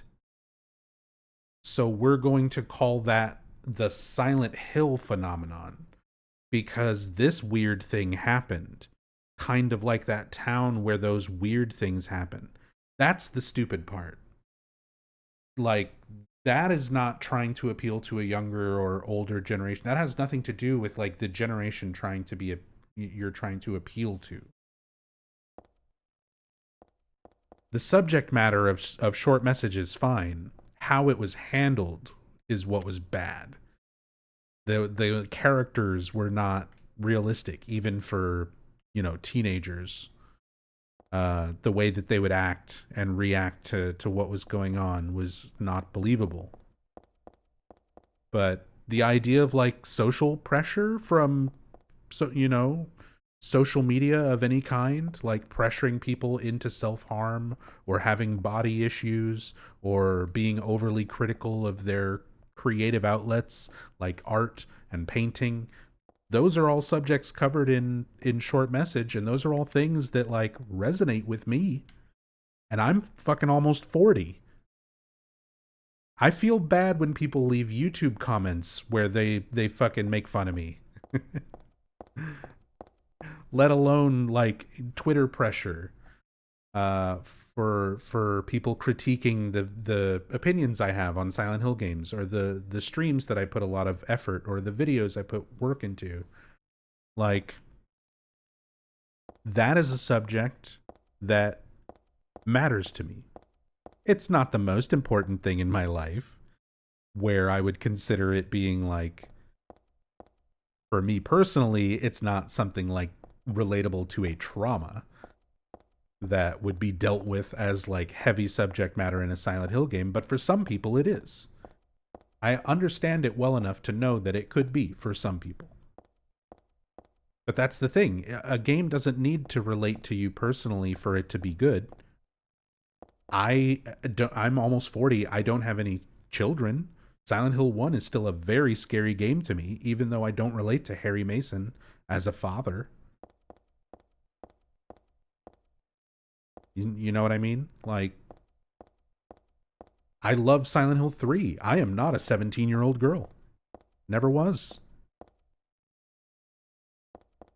But I still understand the imagery, the symbolism, the very nature of the designs of this game and the themes of this game being made around, becoming a woman, a lot of femininity, a lot of phallic symbolism and imagery, pregnancy, childbirth, like all very, very heavy themes of this game, things that theoretically would not be, you know, marketed towards me, or something made to appeal to me personally.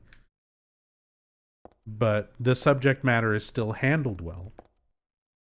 The symbolism is still done in a recognizable yet subtle way, where you can play the game and just appreciate it as, ooh, scary game, or you can think about it a little deeper, delve a little bit more into its story, into its characters, into the meaning of it. You can appreciate it on a lot of different levels. No offense to short message enjoyers, but that game is shallow as fuck. You're not appreciating that on a whole lot of different levels. It is very, very blunt and upfront about what it's doing, about what its message, no pun intended, is.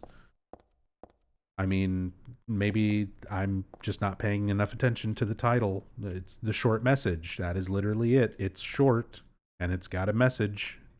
Very clear what it is. So there's just, I don't know.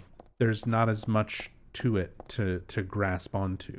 And we're not even going to dignify bringing Ascension into the discussion here about why that doesn't come across as a good Silent Hill experience. But I don't know. I don't think the things you brought up, Cosmic, necessarily are the issue. I think the issue is what it has been for a long time, which is the quality of the writing, the quality of the story, the part of the Silent Hill games that people still give a shit about. People aren't still talking about this game 21 years later because of the fucking combat mechanics.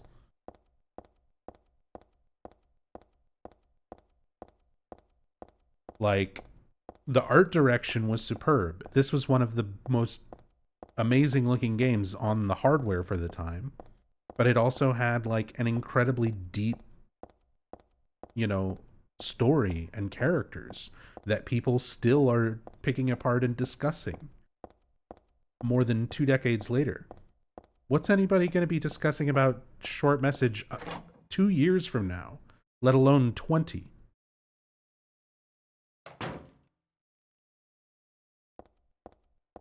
People already stopped talking about Short Message. The depth of that conversation came and went, and I mean, I really tried because I was gonna do a full in-depth story playthrough, and I wanted to pull on other people's theories just to try to get some sort of element of interesting stuff to talk about when it comes to Short Message. I scraped through Reddit. I was waiting for all the Reddit nerds to start coming up with crazy theories. People were so done talking about Short Message immediately because there was zero depth to it. There was nothing to delve into. There was nothing to discuss. You either played it and you paid attention to it, or you played it and you didn't read the notes and you didn't pay attention to the cutscenes. There's only like one level of getting it or not getting it.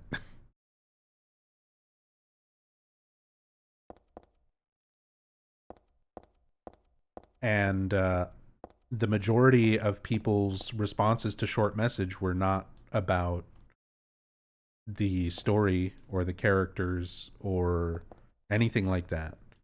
It was about the monster design because it's Masahiro Ito making a cool monster. I like Sakura Head, even if the name's kind of stupid. But that was also voted on by the community.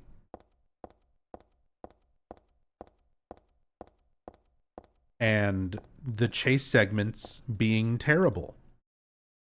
That's the main point of discussion. If you're to pluck out any point of discussion from Silent Hill the Short Message, the way that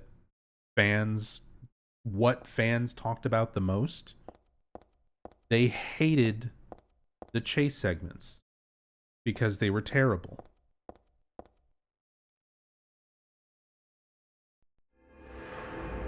Having to memorize a labyrinth while you're being chased through it, through trial and error, is not fun.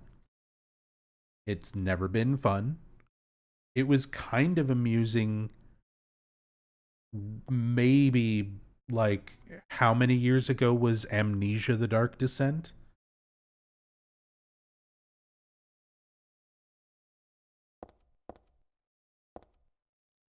Beyond chase segments, Shattered Memories was a walking simulator without any gameplay. And I still enjoy Shattered Memories. I'm a Shattered Memories fan. Out of all of the Western developed Silent Hill games, the non-Team Silent games, Shattered Memories is my favorite. Because Silent Hill is not about the fucking gameplay for me, Pandawan. It's about the story. You can explore the environments. You can look. Oh, short message. I thought you said Shattered Memories. No, no, no. SHSM is not short message. You've got the wrong abbreviation. SHSM already exists, and that game's good to me anyway. A lot of people don't like that one because it doesn't have gameplay and it's just walking in chase segments. Like, that might have not have been an intentional comparison, but that is a fair comparison.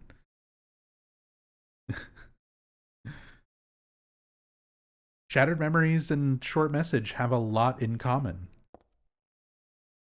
beyond just the letters.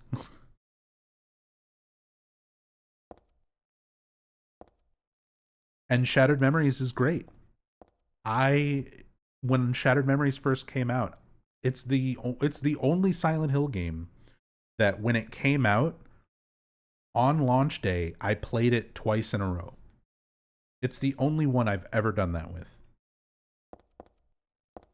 I played Shattered Memories on launch, finished it, and then immediately played it again because I just had to know. I had to see how things change. I had to see what happened if I answered Kaufman's things differently. I had to see what happened if I explored things in a different order. And I was thrilled every single time I saw a change. Every single time I got a text message that was different, a voicemail that was different, a photo that I hadn't seen before, a phone call I hadn't seen before, a different costume on Sybil, a different costume on Harry. Like, the basic concept of Shattered Memories was so good to me. Like, that was such a cool idea. And establishing it as its own separate thing, its own alternate universe that's, not canon. It's not a remake of Silent Hill 1. Reimagining, and even that phrase was sort of shoehorned into it, especially after learning kind of the development history behind it, where originally Climax and Sam Barlow, they wanted to make an entirely different game. They wanted to make something called Silent Hill Cold Heart, but Konami would not greenlight it. And when they started poking around to see what projects Konami already had greenlit, one of those was a Silent Hill 1 remake. And this is all the way back in like 2007.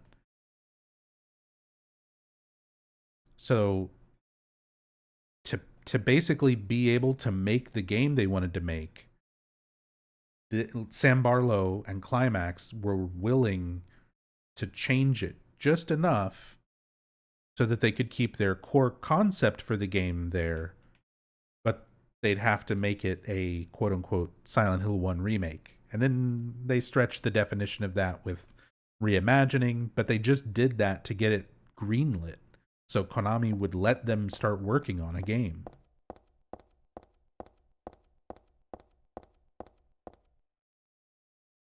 And then, they changed it as much as they had to make Konami happy while still making the game they wanted to make. The concept of um the game sort of psychologically profiling was always there from the beginning, but it was going to be its own separate new storyline. It was going to be its own original protagonist.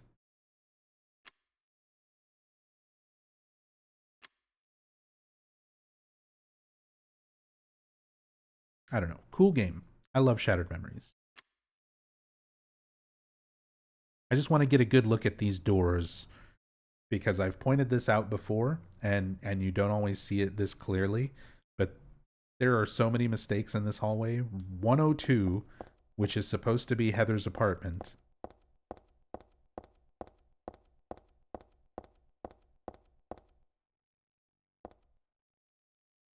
And this door over here is also 102.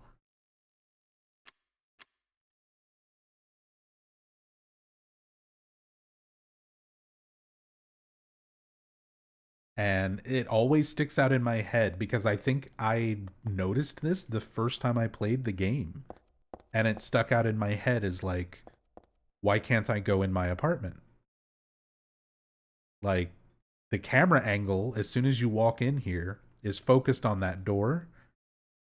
There's no reason to make you run all the way through the complex if Heather's apartment is like the first one you get to. If you examine the apartment key itself, Daisy Villa apartment 102. So it's like you can see it. There's 102. Why won't you go in your apartment? It's not my place.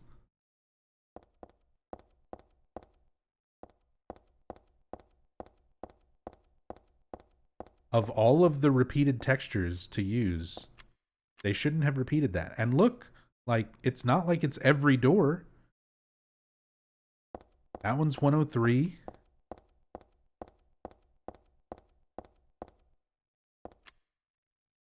Not like they're all 102.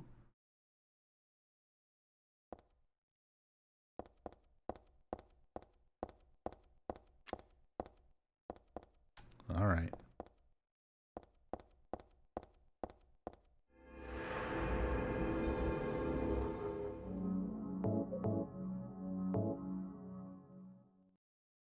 Is that present on all versions of the game? It is.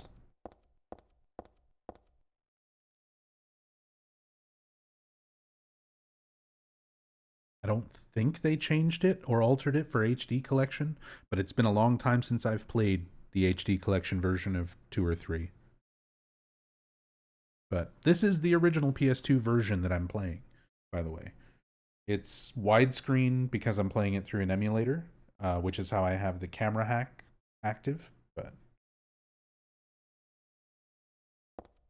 as far as things that are in this game, this is the original just US release of Silent Hill 3 on PS2.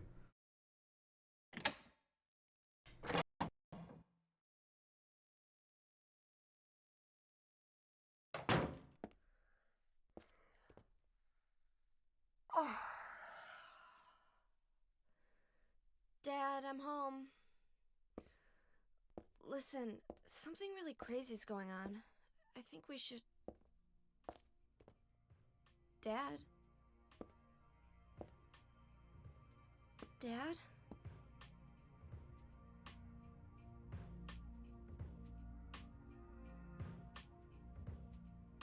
It cut off the top of his head. You're not supposed to see that normally, but the widescreen mod. It also shows that on HD collection. No! No! No! No!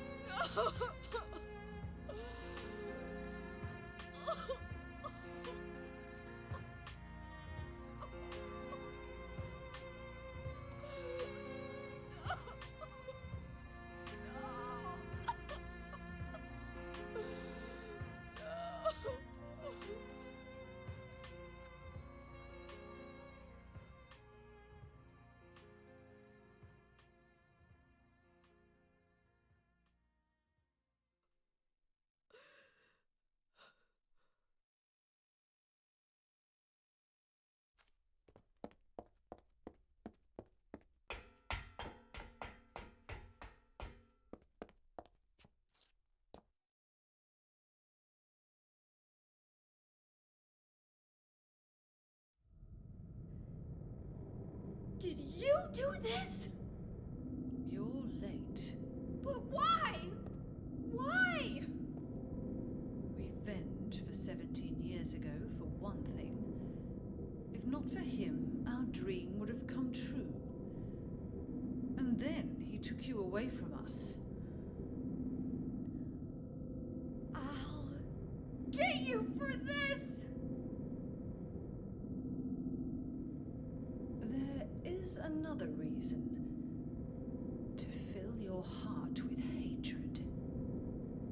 It must be this way. One day you'll understand why. No, I'll never understand! You must try to remember me, and your true self as well. You will birth a god, and build an eternal paradise.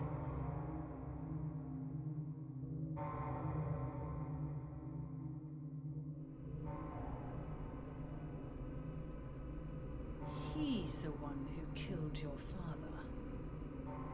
I merely gave the order. So, what will you do? What I'll will be you waiting do? where all begins. In the town of Silent Hill. She said it. It's a Silent Hill game. It's not just a phenomenon. They're gonna go there. It's like it's an actual town where stuff happens. Yep, this is the missionary.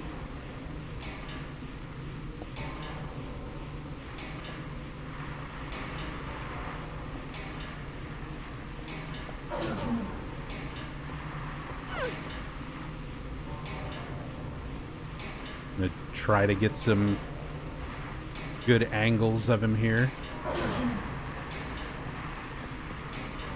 He's gonna run all around like crazy.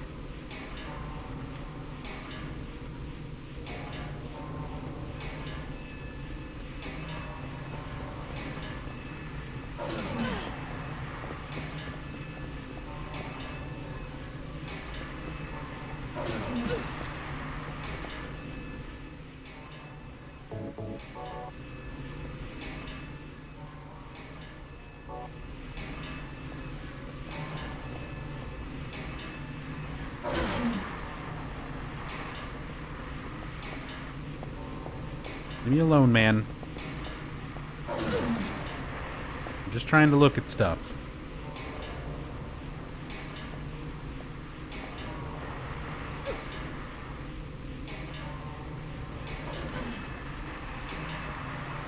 Oh, they didn't render the other side of the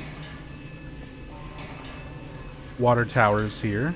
But I'm still surprised. Like, look how much of this roof. All this stuff goes like 3 buildings over.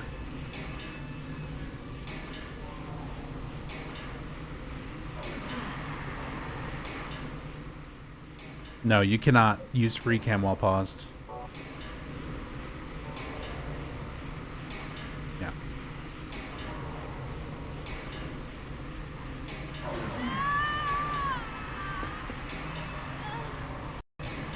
One of the caveats is the game is still active and I'm still controlling Heather while I'm trying to control the camera. So it's not perfect. It's squirrely. I also can't adjust the camera during cutscenes.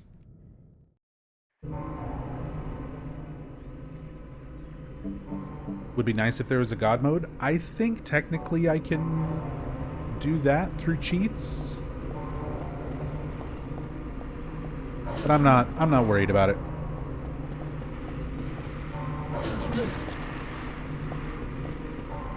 What's up here?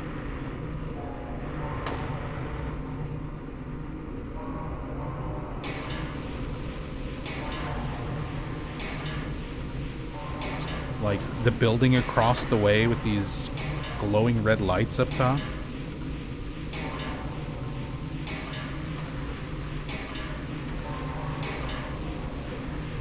I'm actually fighting the missionary using sound cues right now, while also looking at the environment. I just need everybody to know.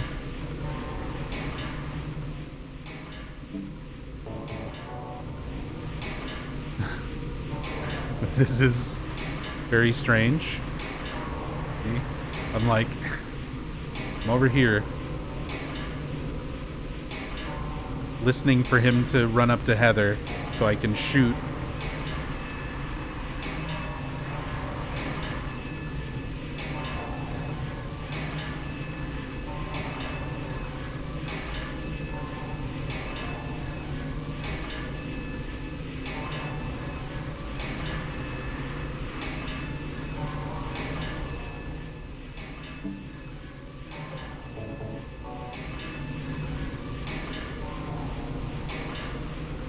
He blocked. He blocked the shotgun. Can hear him blocking the shotgun from miles away. Oh, I got him.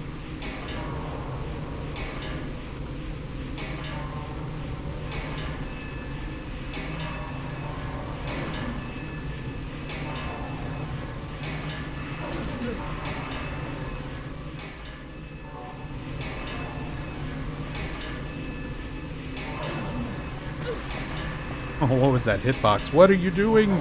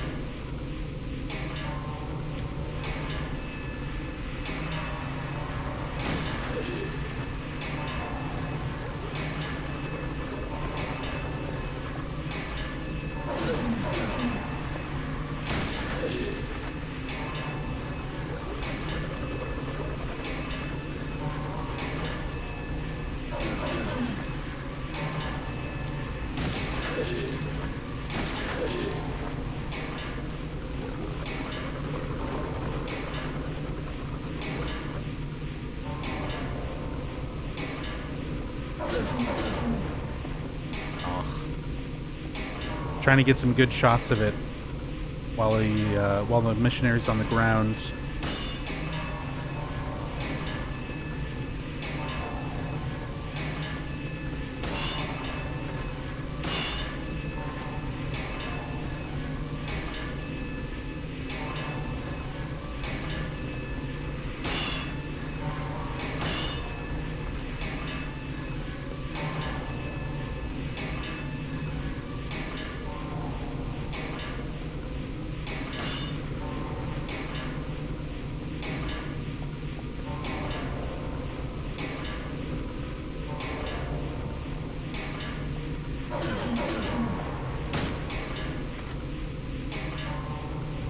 All right.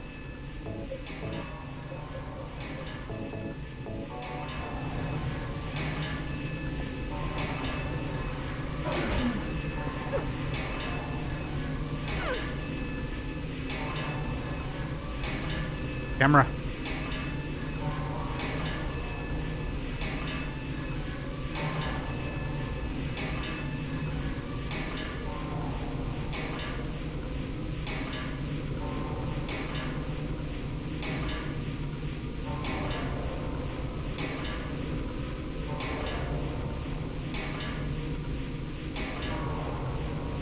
Yeah, these are the little details. So hard to see.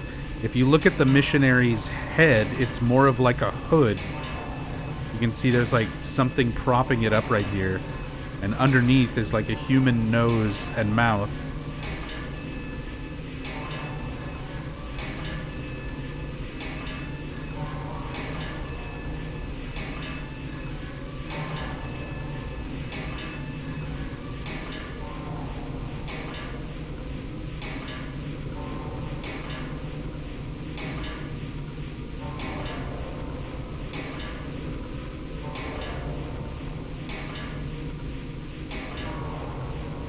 Look at those pants. Look at the drip.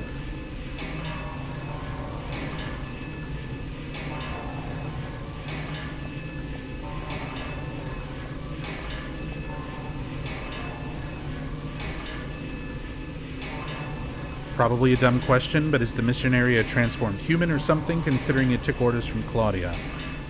So Ito has commented on it. He's not been very specific, but the idea is that it's supposed to represent like a devout follower of the cult, whether or not it's like a living cult member, a dead cult member who's been recreated, manifested into this creature. That much is left ambiguous.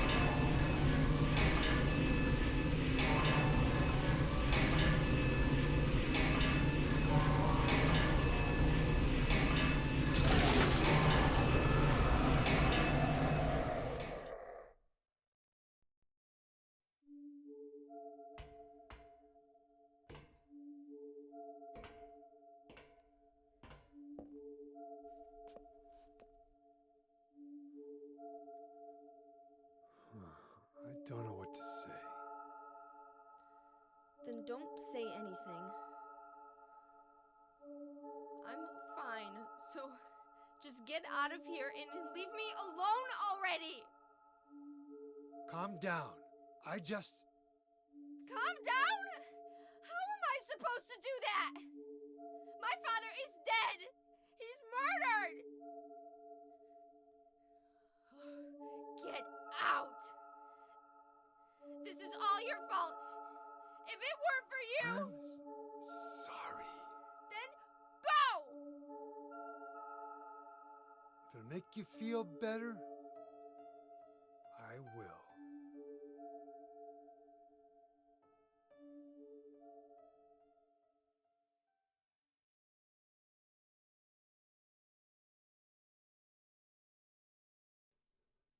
Is he okay like this? What else can I do? There's no one here to give him a decent burial.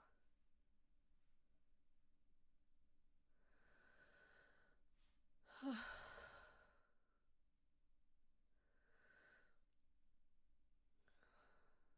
sorry, Dad.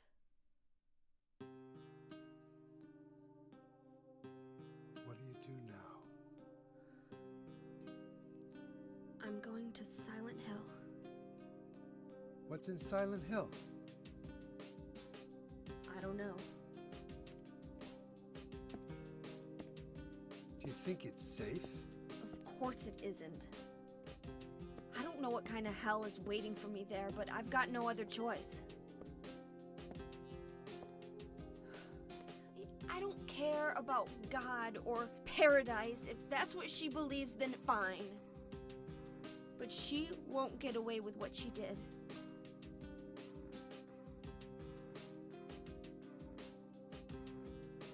When I find her, I'll kill her myself.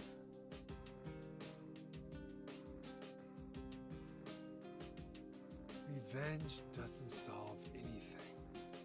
Maybe not, but that's what I'm going to do. How are you gonna get there? None of your business. I'll give you a ride. I don't need your help. Yeah, but it's too far to walk. Besides, I'm partly responsible for this. I'll bring the car around back. Come by when you're finished saying goodbye. You know, you might die too. That's fine. Nobody's gonna cry over my grave.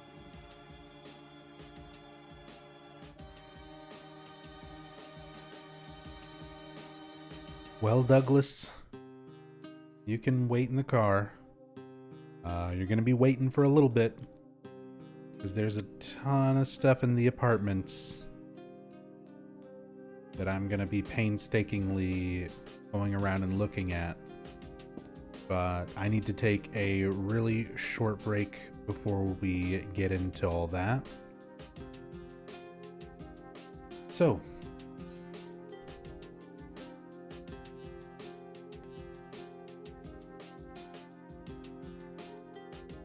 all right. And I am back.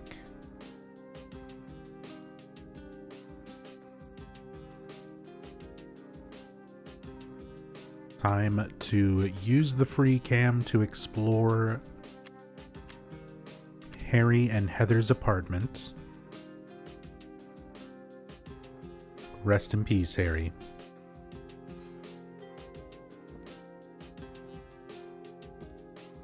Got the flowers. Got his platinum cross. His bling.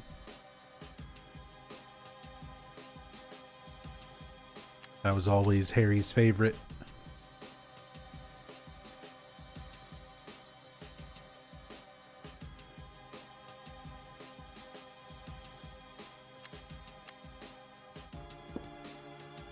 They didn't know Harry had that much ice on him.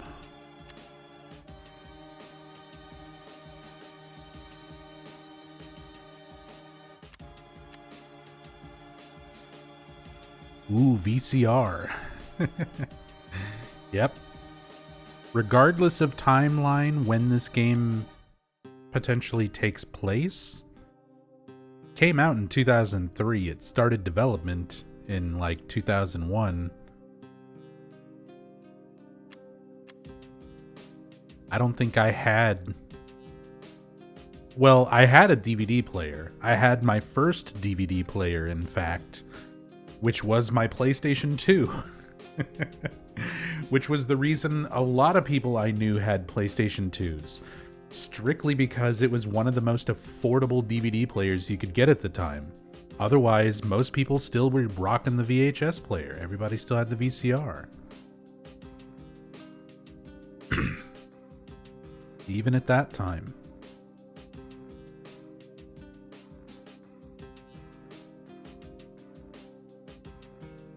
Wonder what's on these tapes.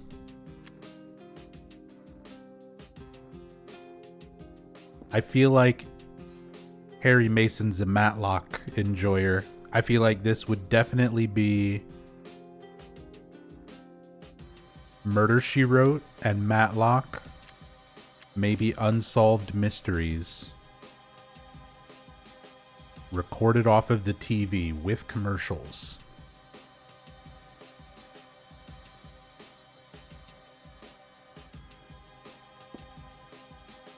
My prediction.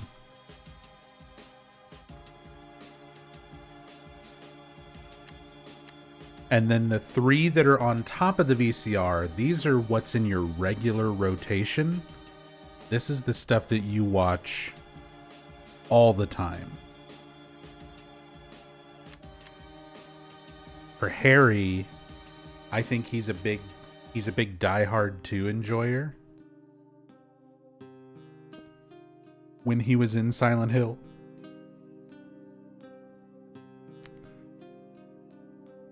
Never mind. It's a long story. You'll have to watch the Silent Hill 1 story playthrough. Real ones, no.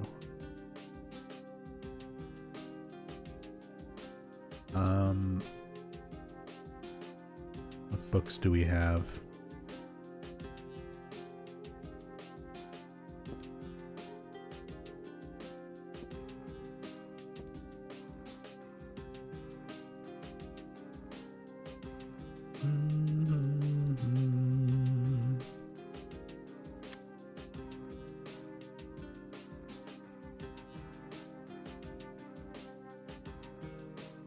God, I wish I could read.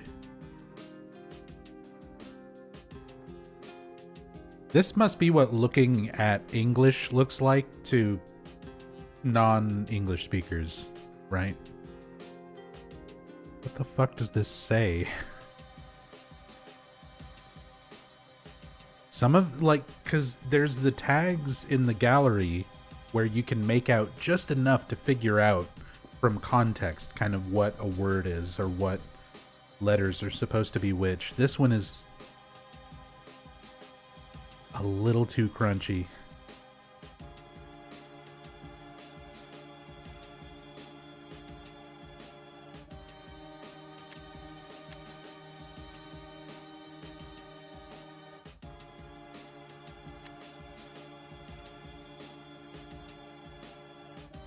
Also, one of the best songs in this entire game. Just on loop while you stay in the apartment. This is your little treat after such a sad fucking cutscene.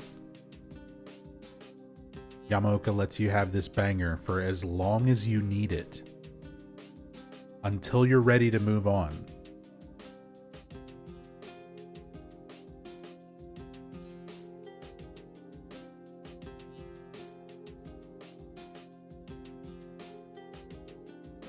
Agnes and Angines Allow Lala. Never heard of it. Angels in the outfield.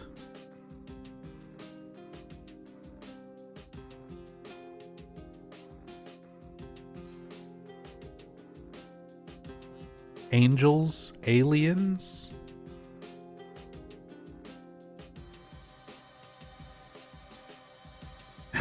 Angels Ballin'? I became more interested. Angels Ballin' Ralla.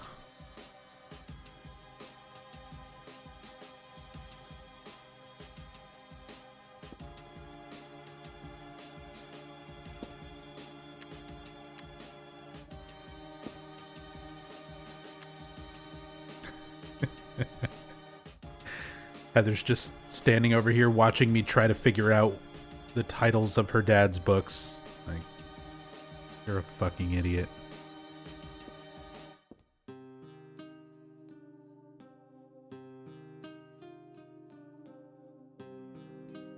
Oh, it's the same thing on this book.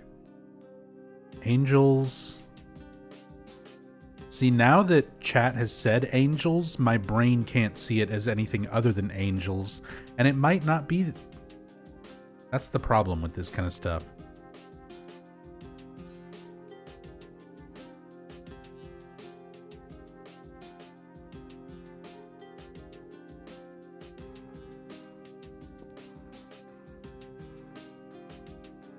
Angels Alley? Is that a thing? It's a 1948 film. That might be a thing.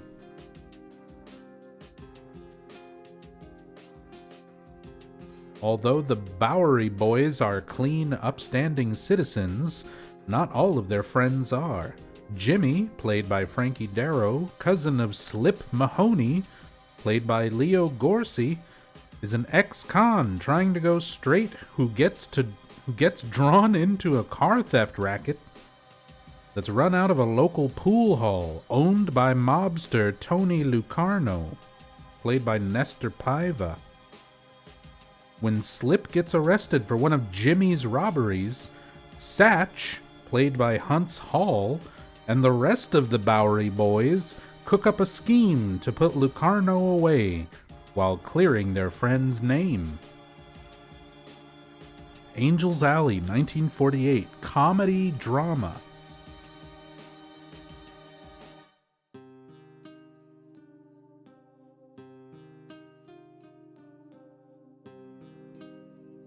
Okay.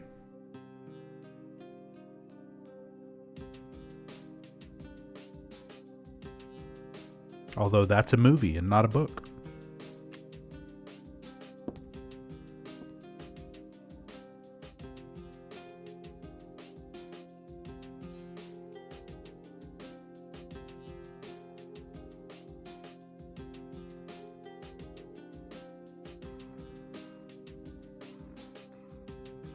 Might as well just be staring at ink blots.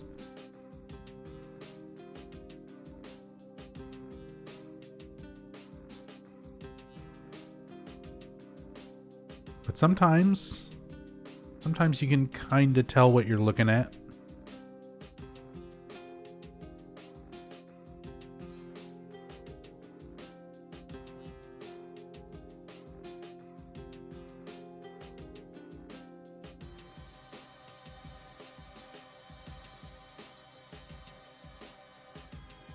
See what else?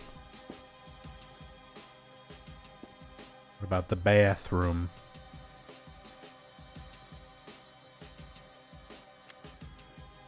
Pretty clean.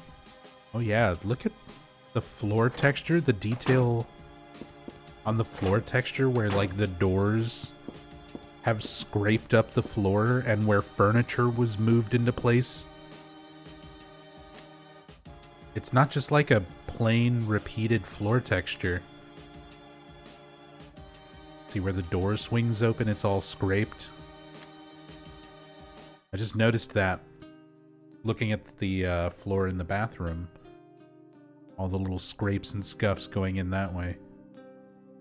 And how the little step guard is like scuffed very realistically.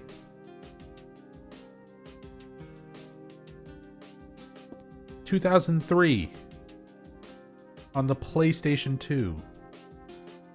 This shit still impresses me.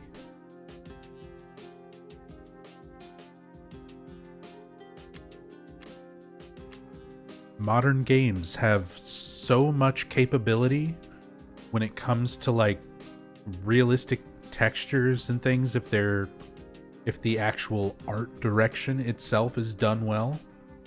They know what places to put details in. Because I've played so many quote-unquote modern games within the last 10 years where this would just be a basic fucking like stock repeated texture that you just buy off of an asset store. And that would be your tile. You throw there'd be a little dirt stain around the drain part or whatever, you know, a little blood to make it scary. But not like this, where you have like all these, the fucking little scuffs and things are not even repeated textures. Like the boards themselves underneath is like a basic repeated texture, but this layer that's on top of it is all one big layer that somebody like drew on, painted on. All of the like green moldy parts, all of the little scuff marks where there's furniture, where the door is open. It might not seem like a big deal, but those little elements, your brain picks up on that shit.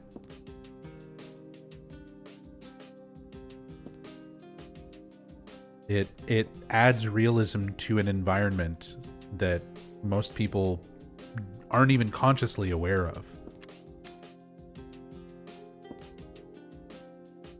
You get the feeling of it being kind of a weird, gross room, run down apartment, even though you only get kind of a glimpse of like, yeah, look how dirty all the ceiling tiles are and stained and everything the walls are, but the lighting kind of makes it blend, you know. Combination of the lighting, how limited you are with your camera. This is how much you can see normally, which is still a lot. They give you a lot of freedom in Silent Hill 3 to really look around even without a free cam. But the free cam is needed for like what's outside the window. It's a void.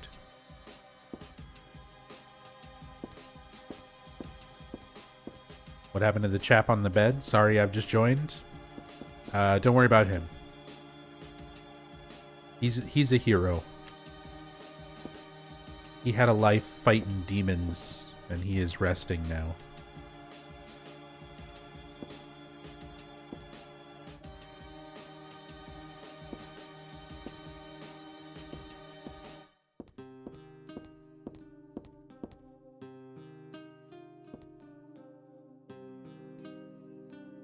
Now we're gonna judge how dirty his toilet is.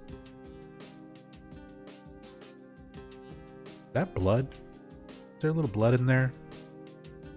Probably talk to a doctor about that.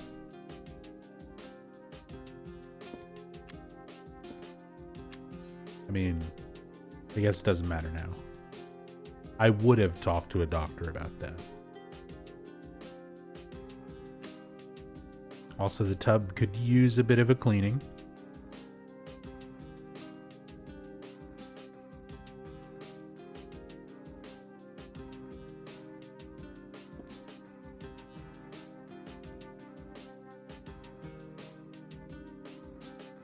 Honestly, I've been in apartments that were worse.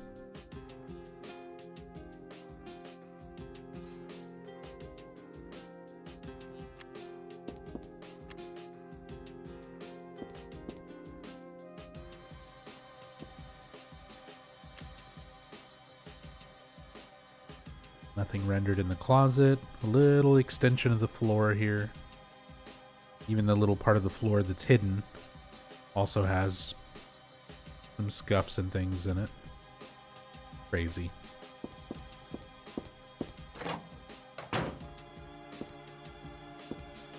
Here we can get a nice clear shot of one of my favorite images, paintings, pictures to talk about during the story playthroughs. this wonderful picture made by Heather when she was a kid.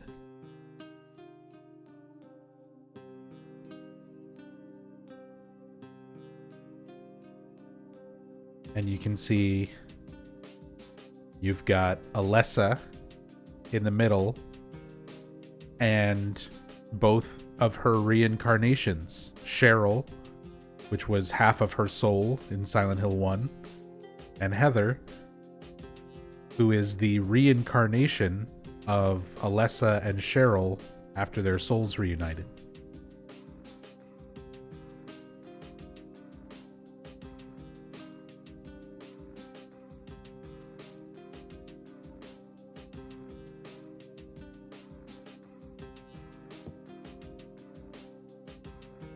So even as a child, subconsciously, she was drawing all of the versions of herself, essentially. Here we go. Pose next to your artwork.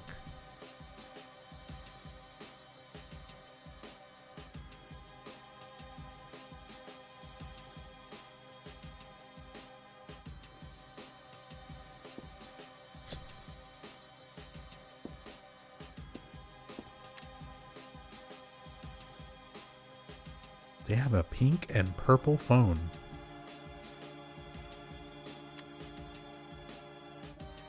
A rotary phone at that. People were talking about the fucking VCR. I'm sure plenty of people had VCRs and stuff here. How many of you had rotary phones?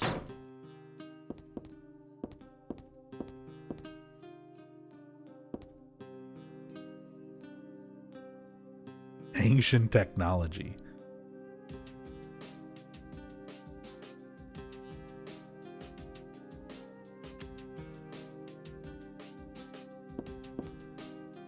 Harry kept it old school like that.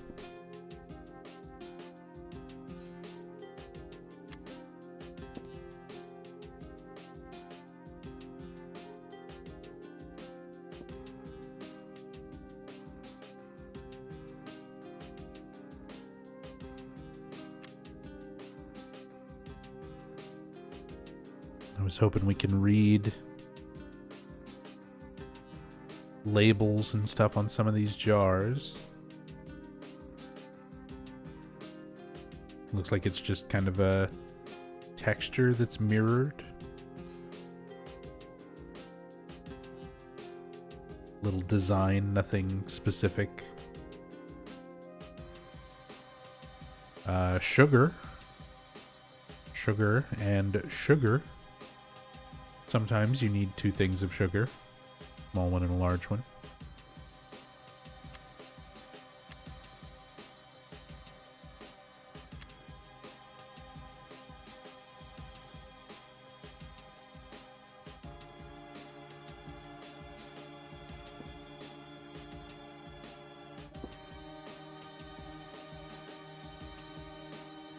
There's some butter cake.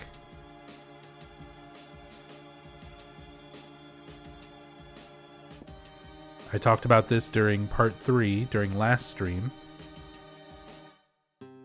Buttercake was a prop in the environment in Silent Hill 2. And weirdly enough, it's been one of those inside fan things for a while. Kind of like Minmo in this game. And Buttercake wound up actually being an equipable artifact in Silent Hill Book of Memories as a weird late game reference.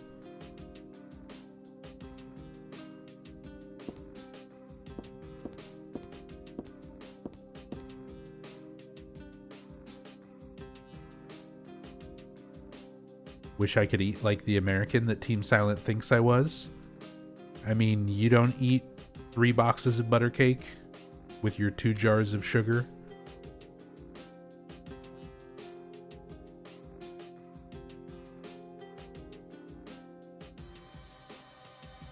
That's pretty typical for me.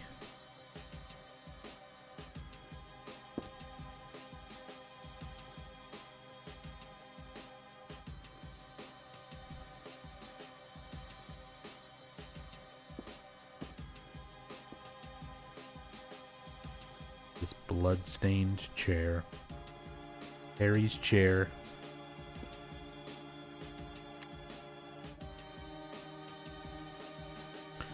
Cherry's hair. You can actually see the blood stain dripping off as the missionary would have walked away.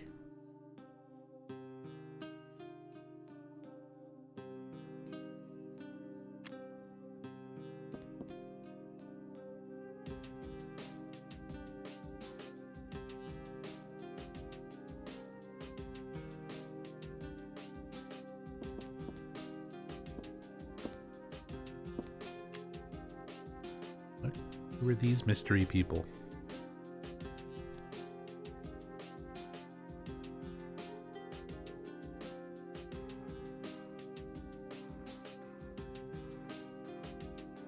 Whom?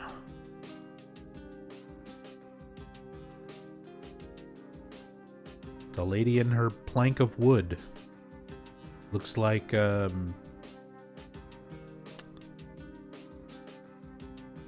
Ripley from Alien.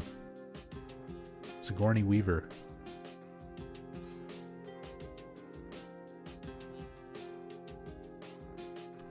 Grandmama Mason in her wood. The log lady.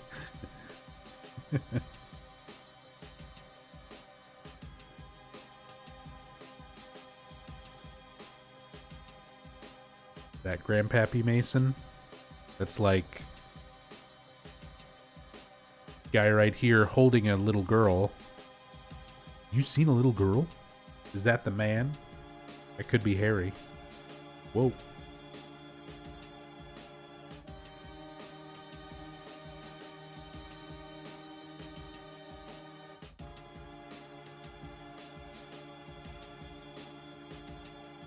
And there's actually in the game files an unused picture that was going to be on this wall. Let me see if I have that.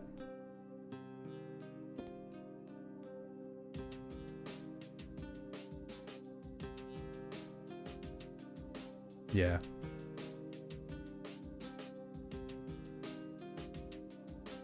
So if you've never seen this, this was in the game files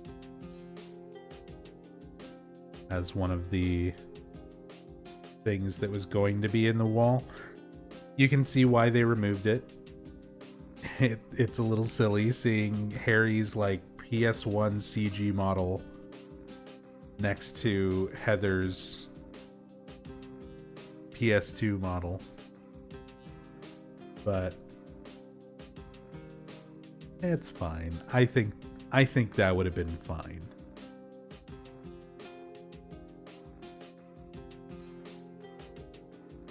Yeah, they could have put a little bit of a filter or something over it, airbrush it a little. Better than Meemaw and her wood.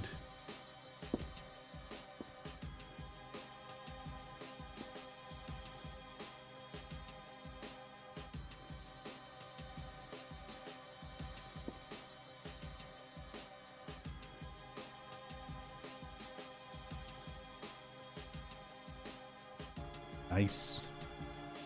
Big old tube TV with the mono speaker.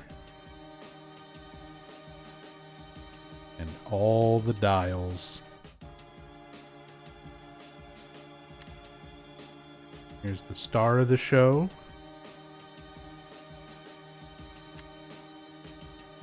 I'm not sure if it's supposed to just be kind of a long, skinny bear. But it's my headcanon that this is an otter.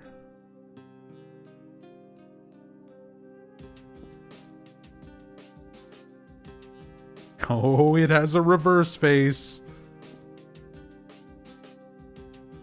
Well, that's gonna visit you in your dreams.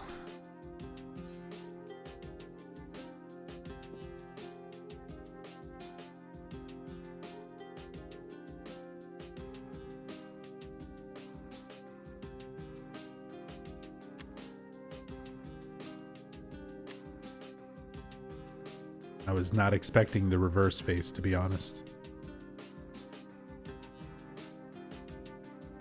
It was a bit of a jump scare.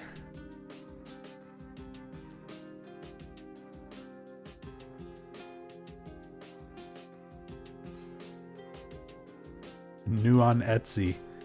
Oh, new merch incoming.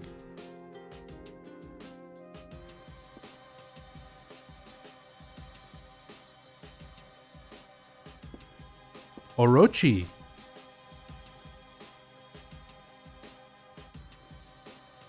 That's a thing.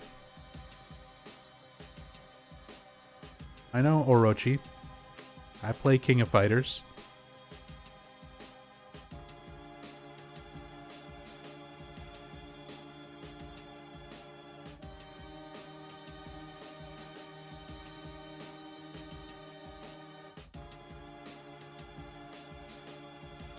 Let me look up what the actual...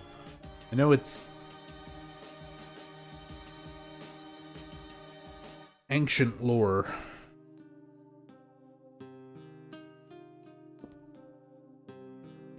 Of course, I type in Orochi and it's like a million anime things come up first. Like in One Piece, Naruto, Yamata no Orochi, or simply Orochi, is a legendary 8-headed and 8-tailed Japanese dragon serpent.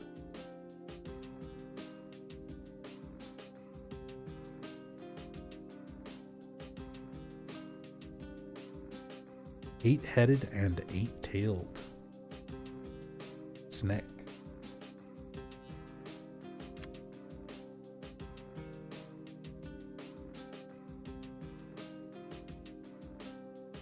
Surprised we don't have more snake enemies in Silent Hill.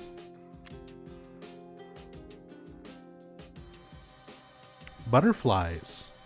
Here's one. You can read the texture just enough.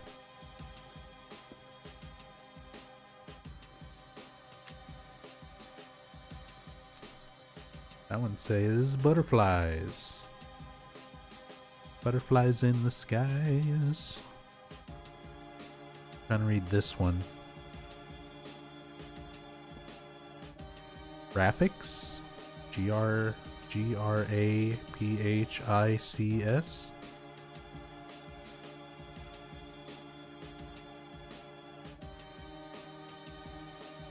We got graphics. We got butterflies. We've got something. It's reversed. Something lasers. Twin laser.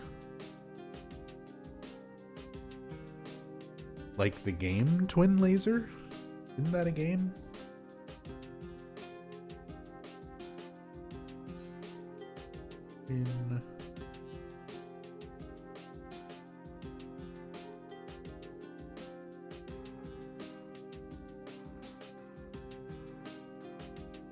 No, this might be something else.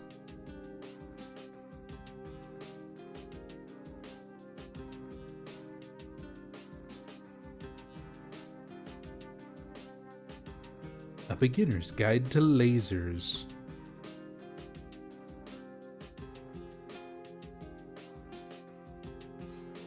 I just did a search for like twin laser textbook because it seems like a textbook cover to me.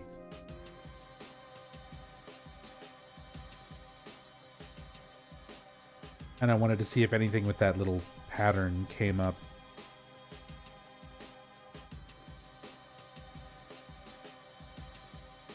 Nothing right away, so I'm moving on.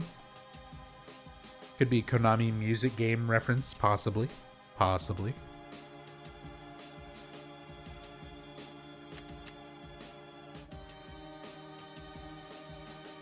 It has laces on the cover.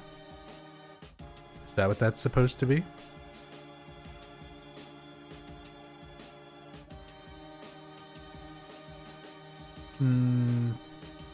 This is definitely a mirrored S.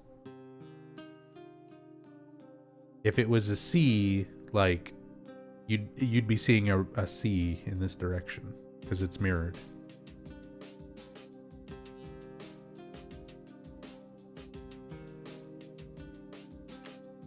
It's definitely not laces.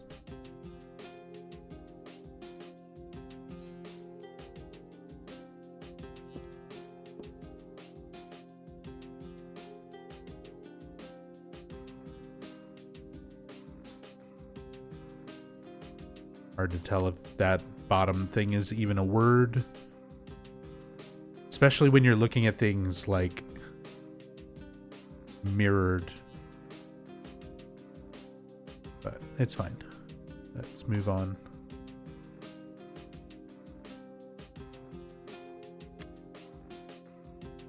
Anything hiding behind the pillow? No.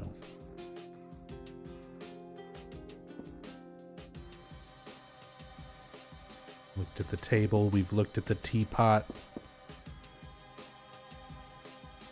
Looked under the chair. Looked through the kitchen. We saw that the time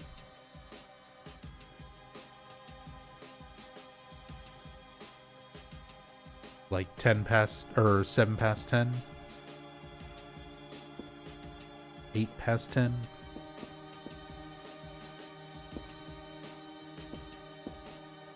Which I guess lines up. It's nighttime when Douglas and Heather are driving in a moment.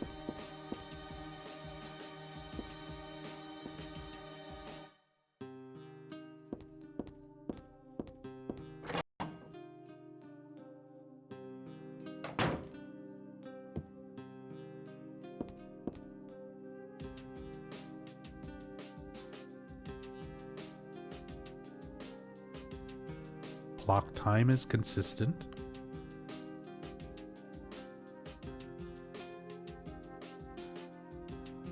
Heather's dolls.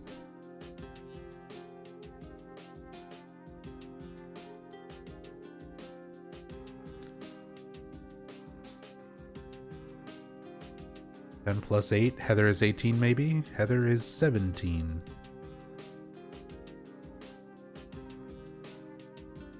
Is that Wednesday? It looks a little bit like Wednesday.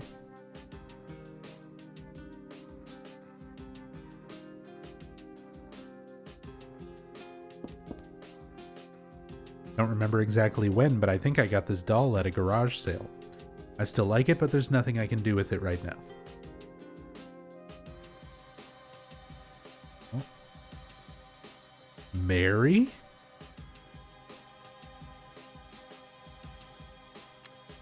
Hold on. Enhance. Belladonna 10. It kind of looked like Mary from Silent Hill 2 for a bit.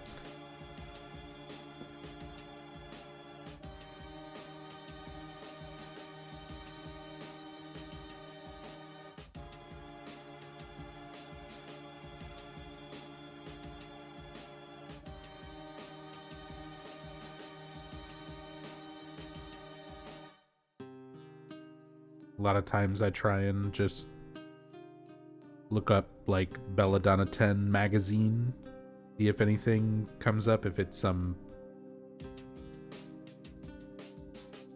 magazine or something that actually exists, because sometimes it's just that easy. Finding a detail and knowing how to search.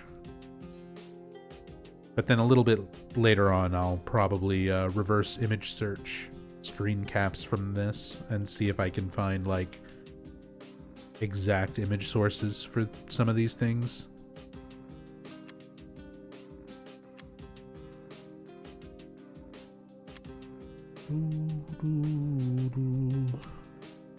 Well, we of course need to get this.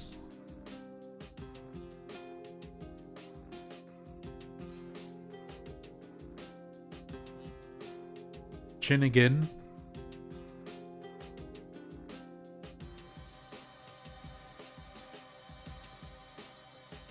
Like, why? I still don't understand why Heather has this whatever whatever this is.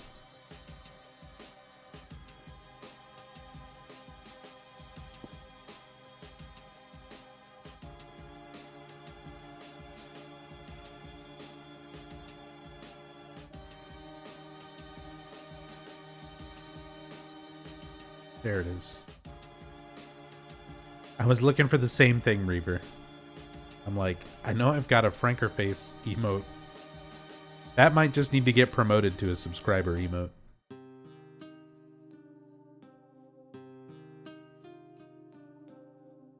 Peter Griffin.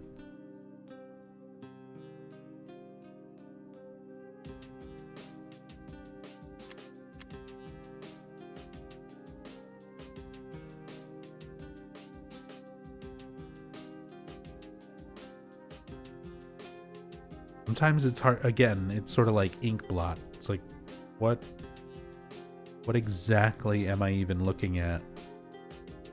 Every time I think I know what I'm looking at, I see something else and I'm like, no, maybe.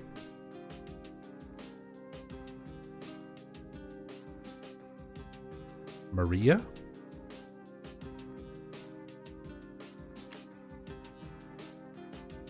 Just sort of a drawing of a blonde woman. Might be Heather. Or a photo.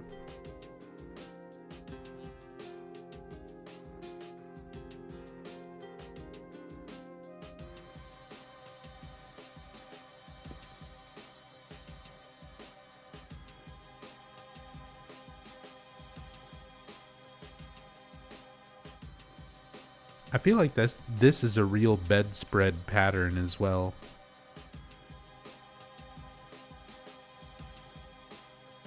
Like, I feel like I've seen this pattern.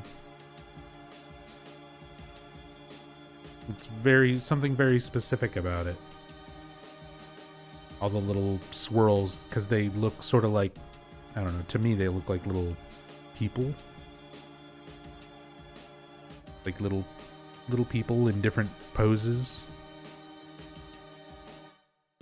And I feel like I've seen that print on stuff before.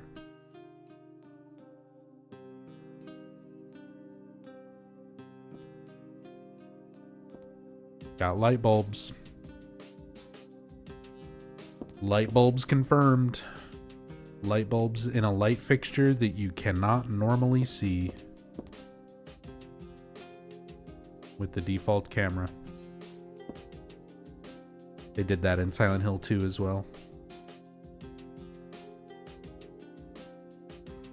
Like, you can't even see them. The player will never know.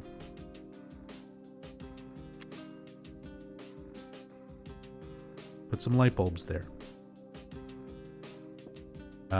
Mathematics text. It's a nice, easy to read one. Mathematics text. So, math textbook.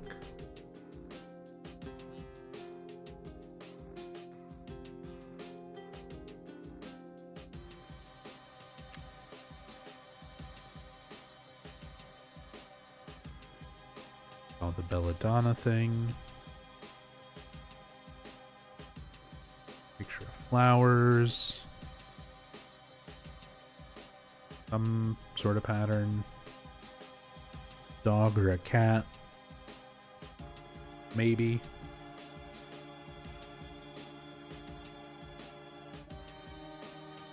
Scary clown in a dress. See, now we're playing Shattered Memories. I'm just like, we're doing the Rorschach.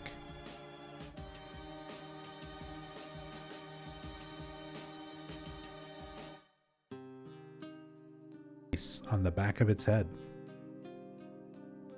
We saw a stuffed otter in the other room, and surprisingly, it had a face on the back of its head. Will this bear be the same?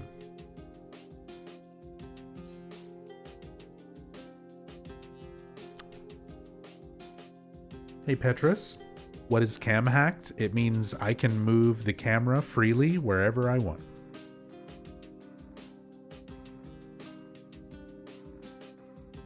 So we can look at environments however we want to. We can look at things up close.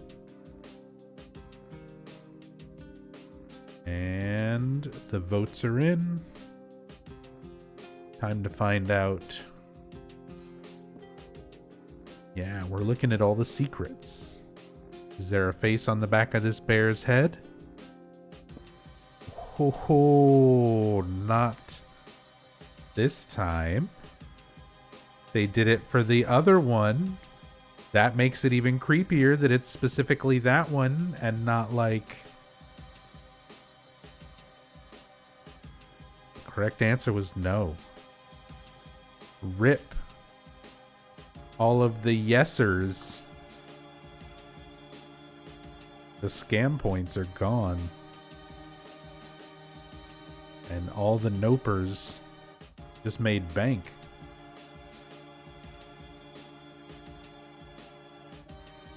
I would have been team yes. I would have lost all the points. I'm right there with you.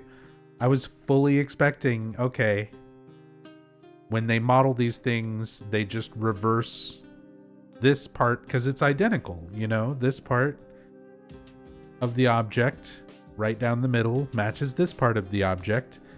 So you just make one side, flip it, and you're good to go. That's what they did for the other one. This one, you can see it. It doesn't. I don't understand. Also, did it have a tail for a moment there? What was I seeing? I think I was seeing the leg. Yeah, I'm seeing the leg clip through the back.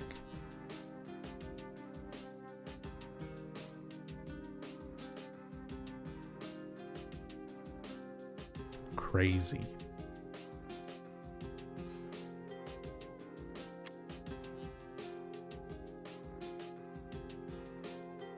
There's stun gun. Oh, you can see the battery on it. The stand gun. Hold on. Those are not cigarettes. Those are batteries for the taser.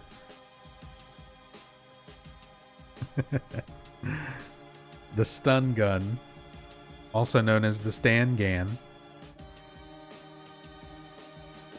Caution. Do not point the stand gun directly at your own eyeballs.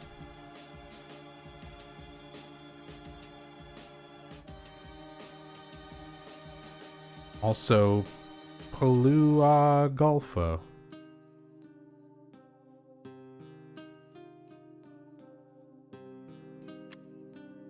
I love the stand gun.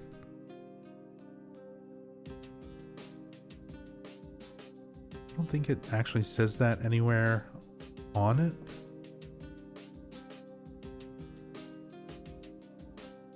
I had a feeling this was going to say stand gun, by the way, because we saw the handgun bullets earlier. Well, in part 1, I think, of this series. That handgun bullets, the boxes of them say handgun.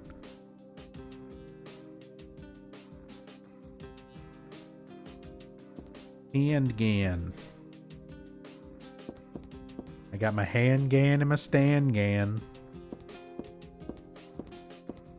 And translating from Japanese to English, like knowing some Japanese, I understand why that happens. Because phonetically, the way that you would write those things out would be ganu or stanu. Like, you would use corresponding hiragana and katakana that would be written out that way because that's the closest Japanese, like, approximation to the English sound. But it doesn't translate over literally.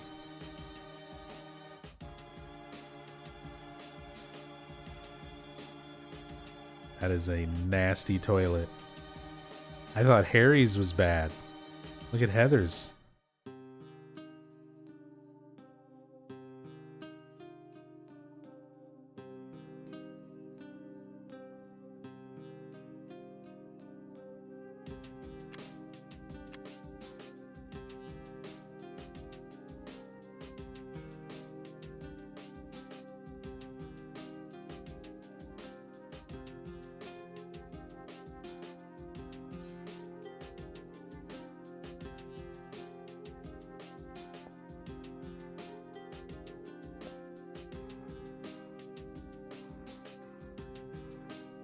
Now you can see the reverse side of it.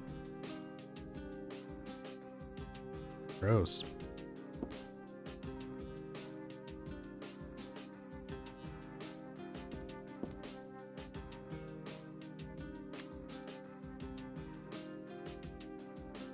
Anything hiding under the bed? Oop, I picked up the stand again.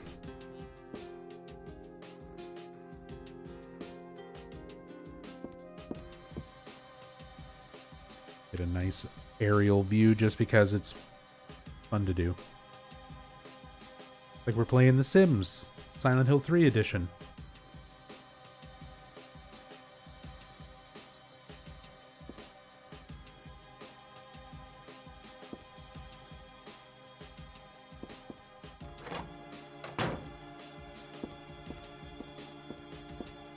Alright, we explored Harry's room.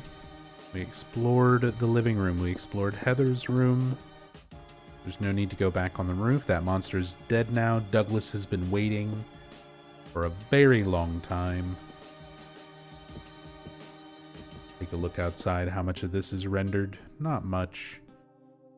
Still more than I would have thought.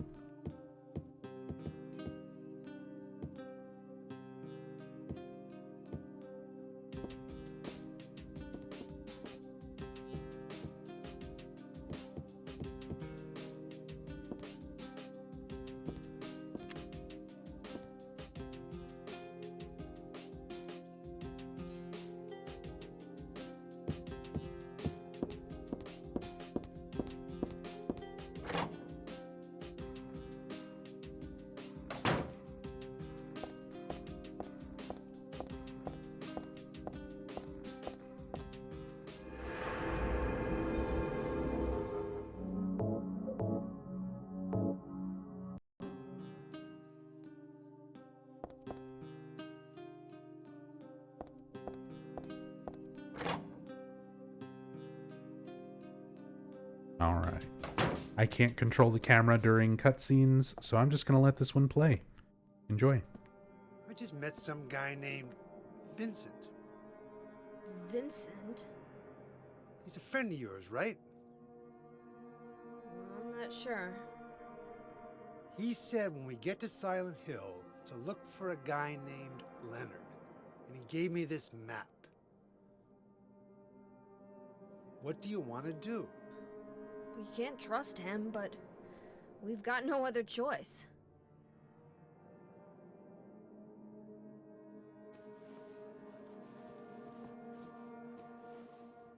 Here, take this too. What's this? Your father was holding it.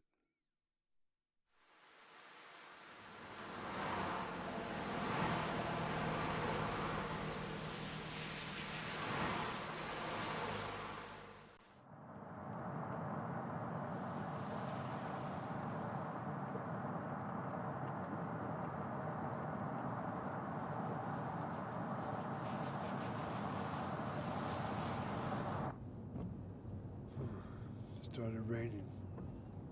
Are you sleeping? I'm awake. You cold? What's the deal with Silent Hill anyway? It used to be a nice, quiet little town. But now, You've been there? once, on a missing persons case. Never did find him. But I'll tell you, that's one screwed up town. My line of work, You hear a lot of nasty rumors. I was born and raised there. Sorry. I didn't mean to offend you. No offense taken.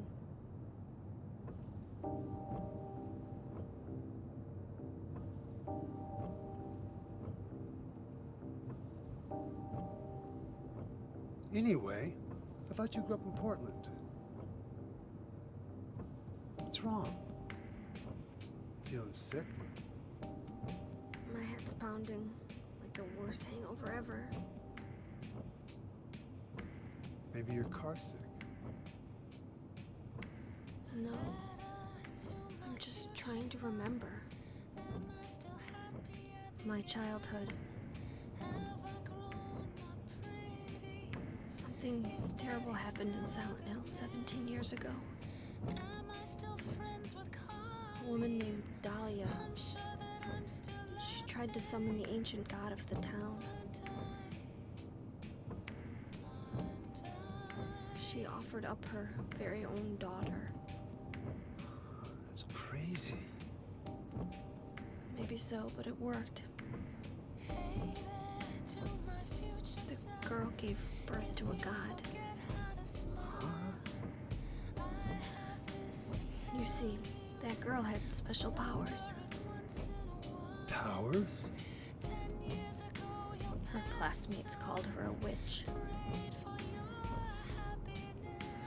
She could make things happen with her mind. She could kill people just by wishing for it. But in the end, that god was killed by a single person. My father, Harry Mason. I guess it wasn't much of a god if it could be killed by a human being.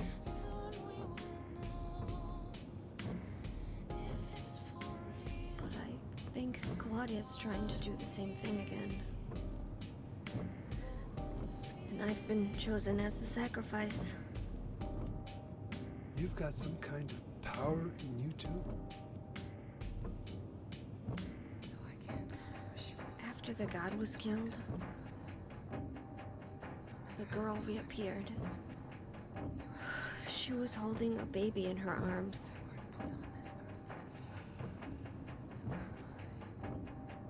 Before she died, she gave the baby to my father.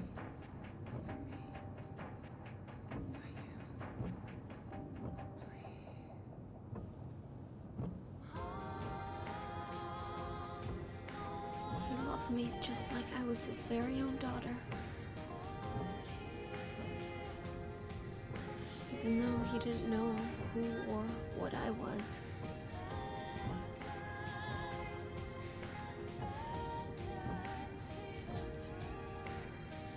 It was so sudden.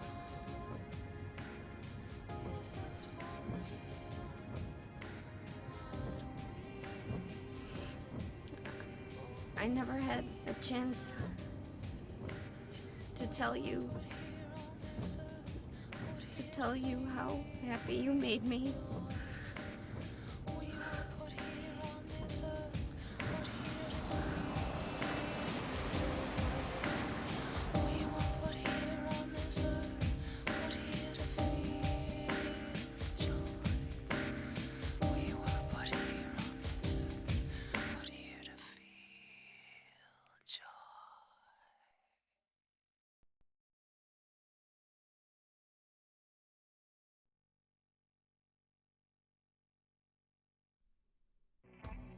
I might head for that Leonard guy's house.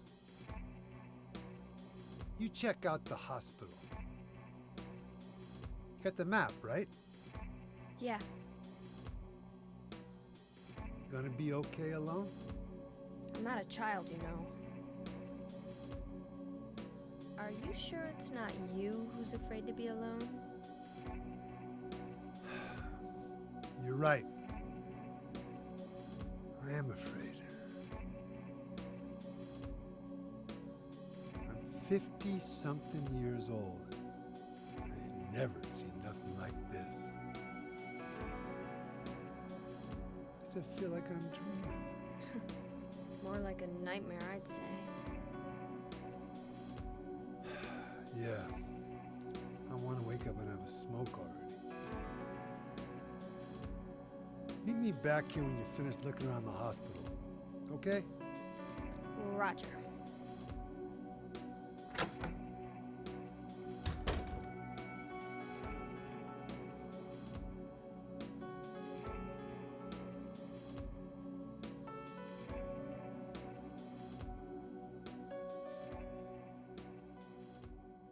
That entire sequence, that whole cutscene, basically from when Heather gets home to her apartment all the way up until this moment, like when you regain control and you're in Silent Hill. That one segment of this game is part of the reason why this game is so highly rated, in my opinion. It is such a good sequence. Visually, obviously the music is just so well done. Very fitting. Oh no. They automatically give you a map.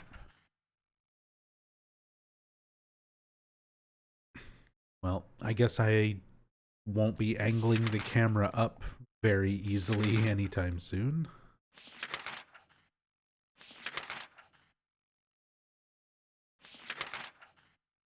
This is why I've been avoiding maps up until this point. That one's unavoidable.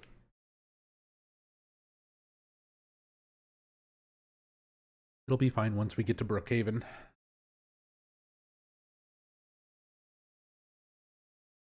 Ice Skater?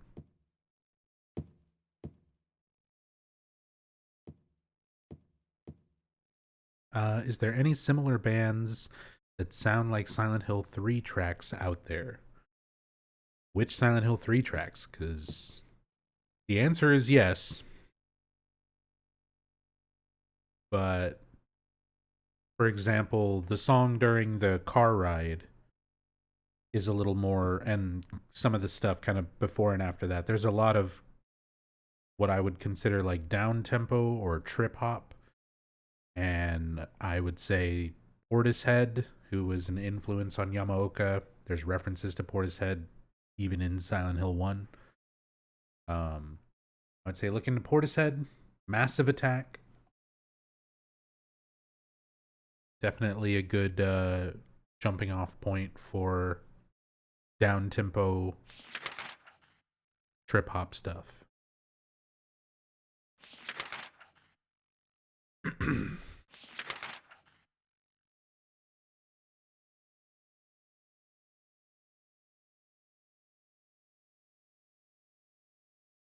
Hey, Stoner Gohan would recommend Alpha as well. They're a band off Massive Attack's label. I agree with Alpha.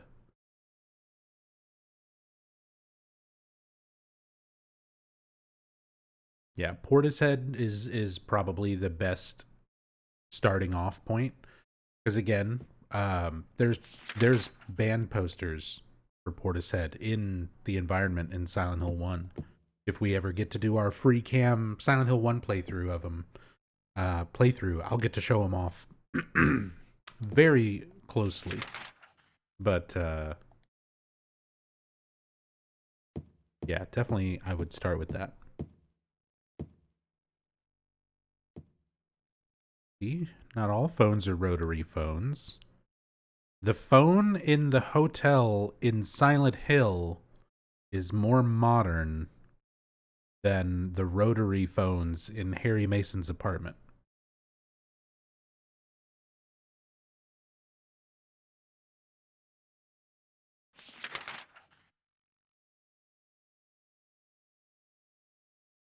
Yeah, that's fine, ambient. I know the interview you're talking about. There's a lot of good stuff out there with Yamaoka. He also did an interview where they talked a lot about influences with Kevin Key from Skinny Puppy on on his Patreon. That was like a few months ago, because there's a whole weird roundabout thing with that, because among his influences, Akira Yamaoka has mentioned in the past Skinny Puppy, the band Skinny Puppy, as being one of the bands that he listened to before Silent Hill 1, like that influenced him to make the game's soundtrack. So then, fast forward to Silent Hill Ascension coming out, and the music in Silent Hill Ascension is done by Kevin Key, who was the frontman of the band Skinny Puppy, who was trying to make music that sounded like Akira Yamaoka's music that was influenced by his original band, Skinny Puppy. So there's a whole weird roundabout thing. And they basically, like, Kevin Key did an interview with Yamaoka because it is such a weird situation. And he, like, acknowledges that and addresses it. So I'm not the biggest fan, obviously. I'm not a fan of Ascension at all. But Kevin Key seems like a pretty cool person. And the music for Ascension's not bad. If there's anything positive to be said about it. Certain parts of the music are awful. Some tracks are okay, I should specify. Ambient Works, thank you so much for the 11 months. Very, very much appreciate that. Yeah, the Portishead posters are in the cafe like right off the bat. Even without a free cam, I have done the self-view camera mode, which is a very close over the shoulder, almost first person view in Silent Hill 1, and I've showed off a lot of references over the years in my story playthroughs. So, but a free cam to be able to show off all that stuff even better, like more clearly, would be amazing. Oh, now we get to free cam in this little section of the town itself.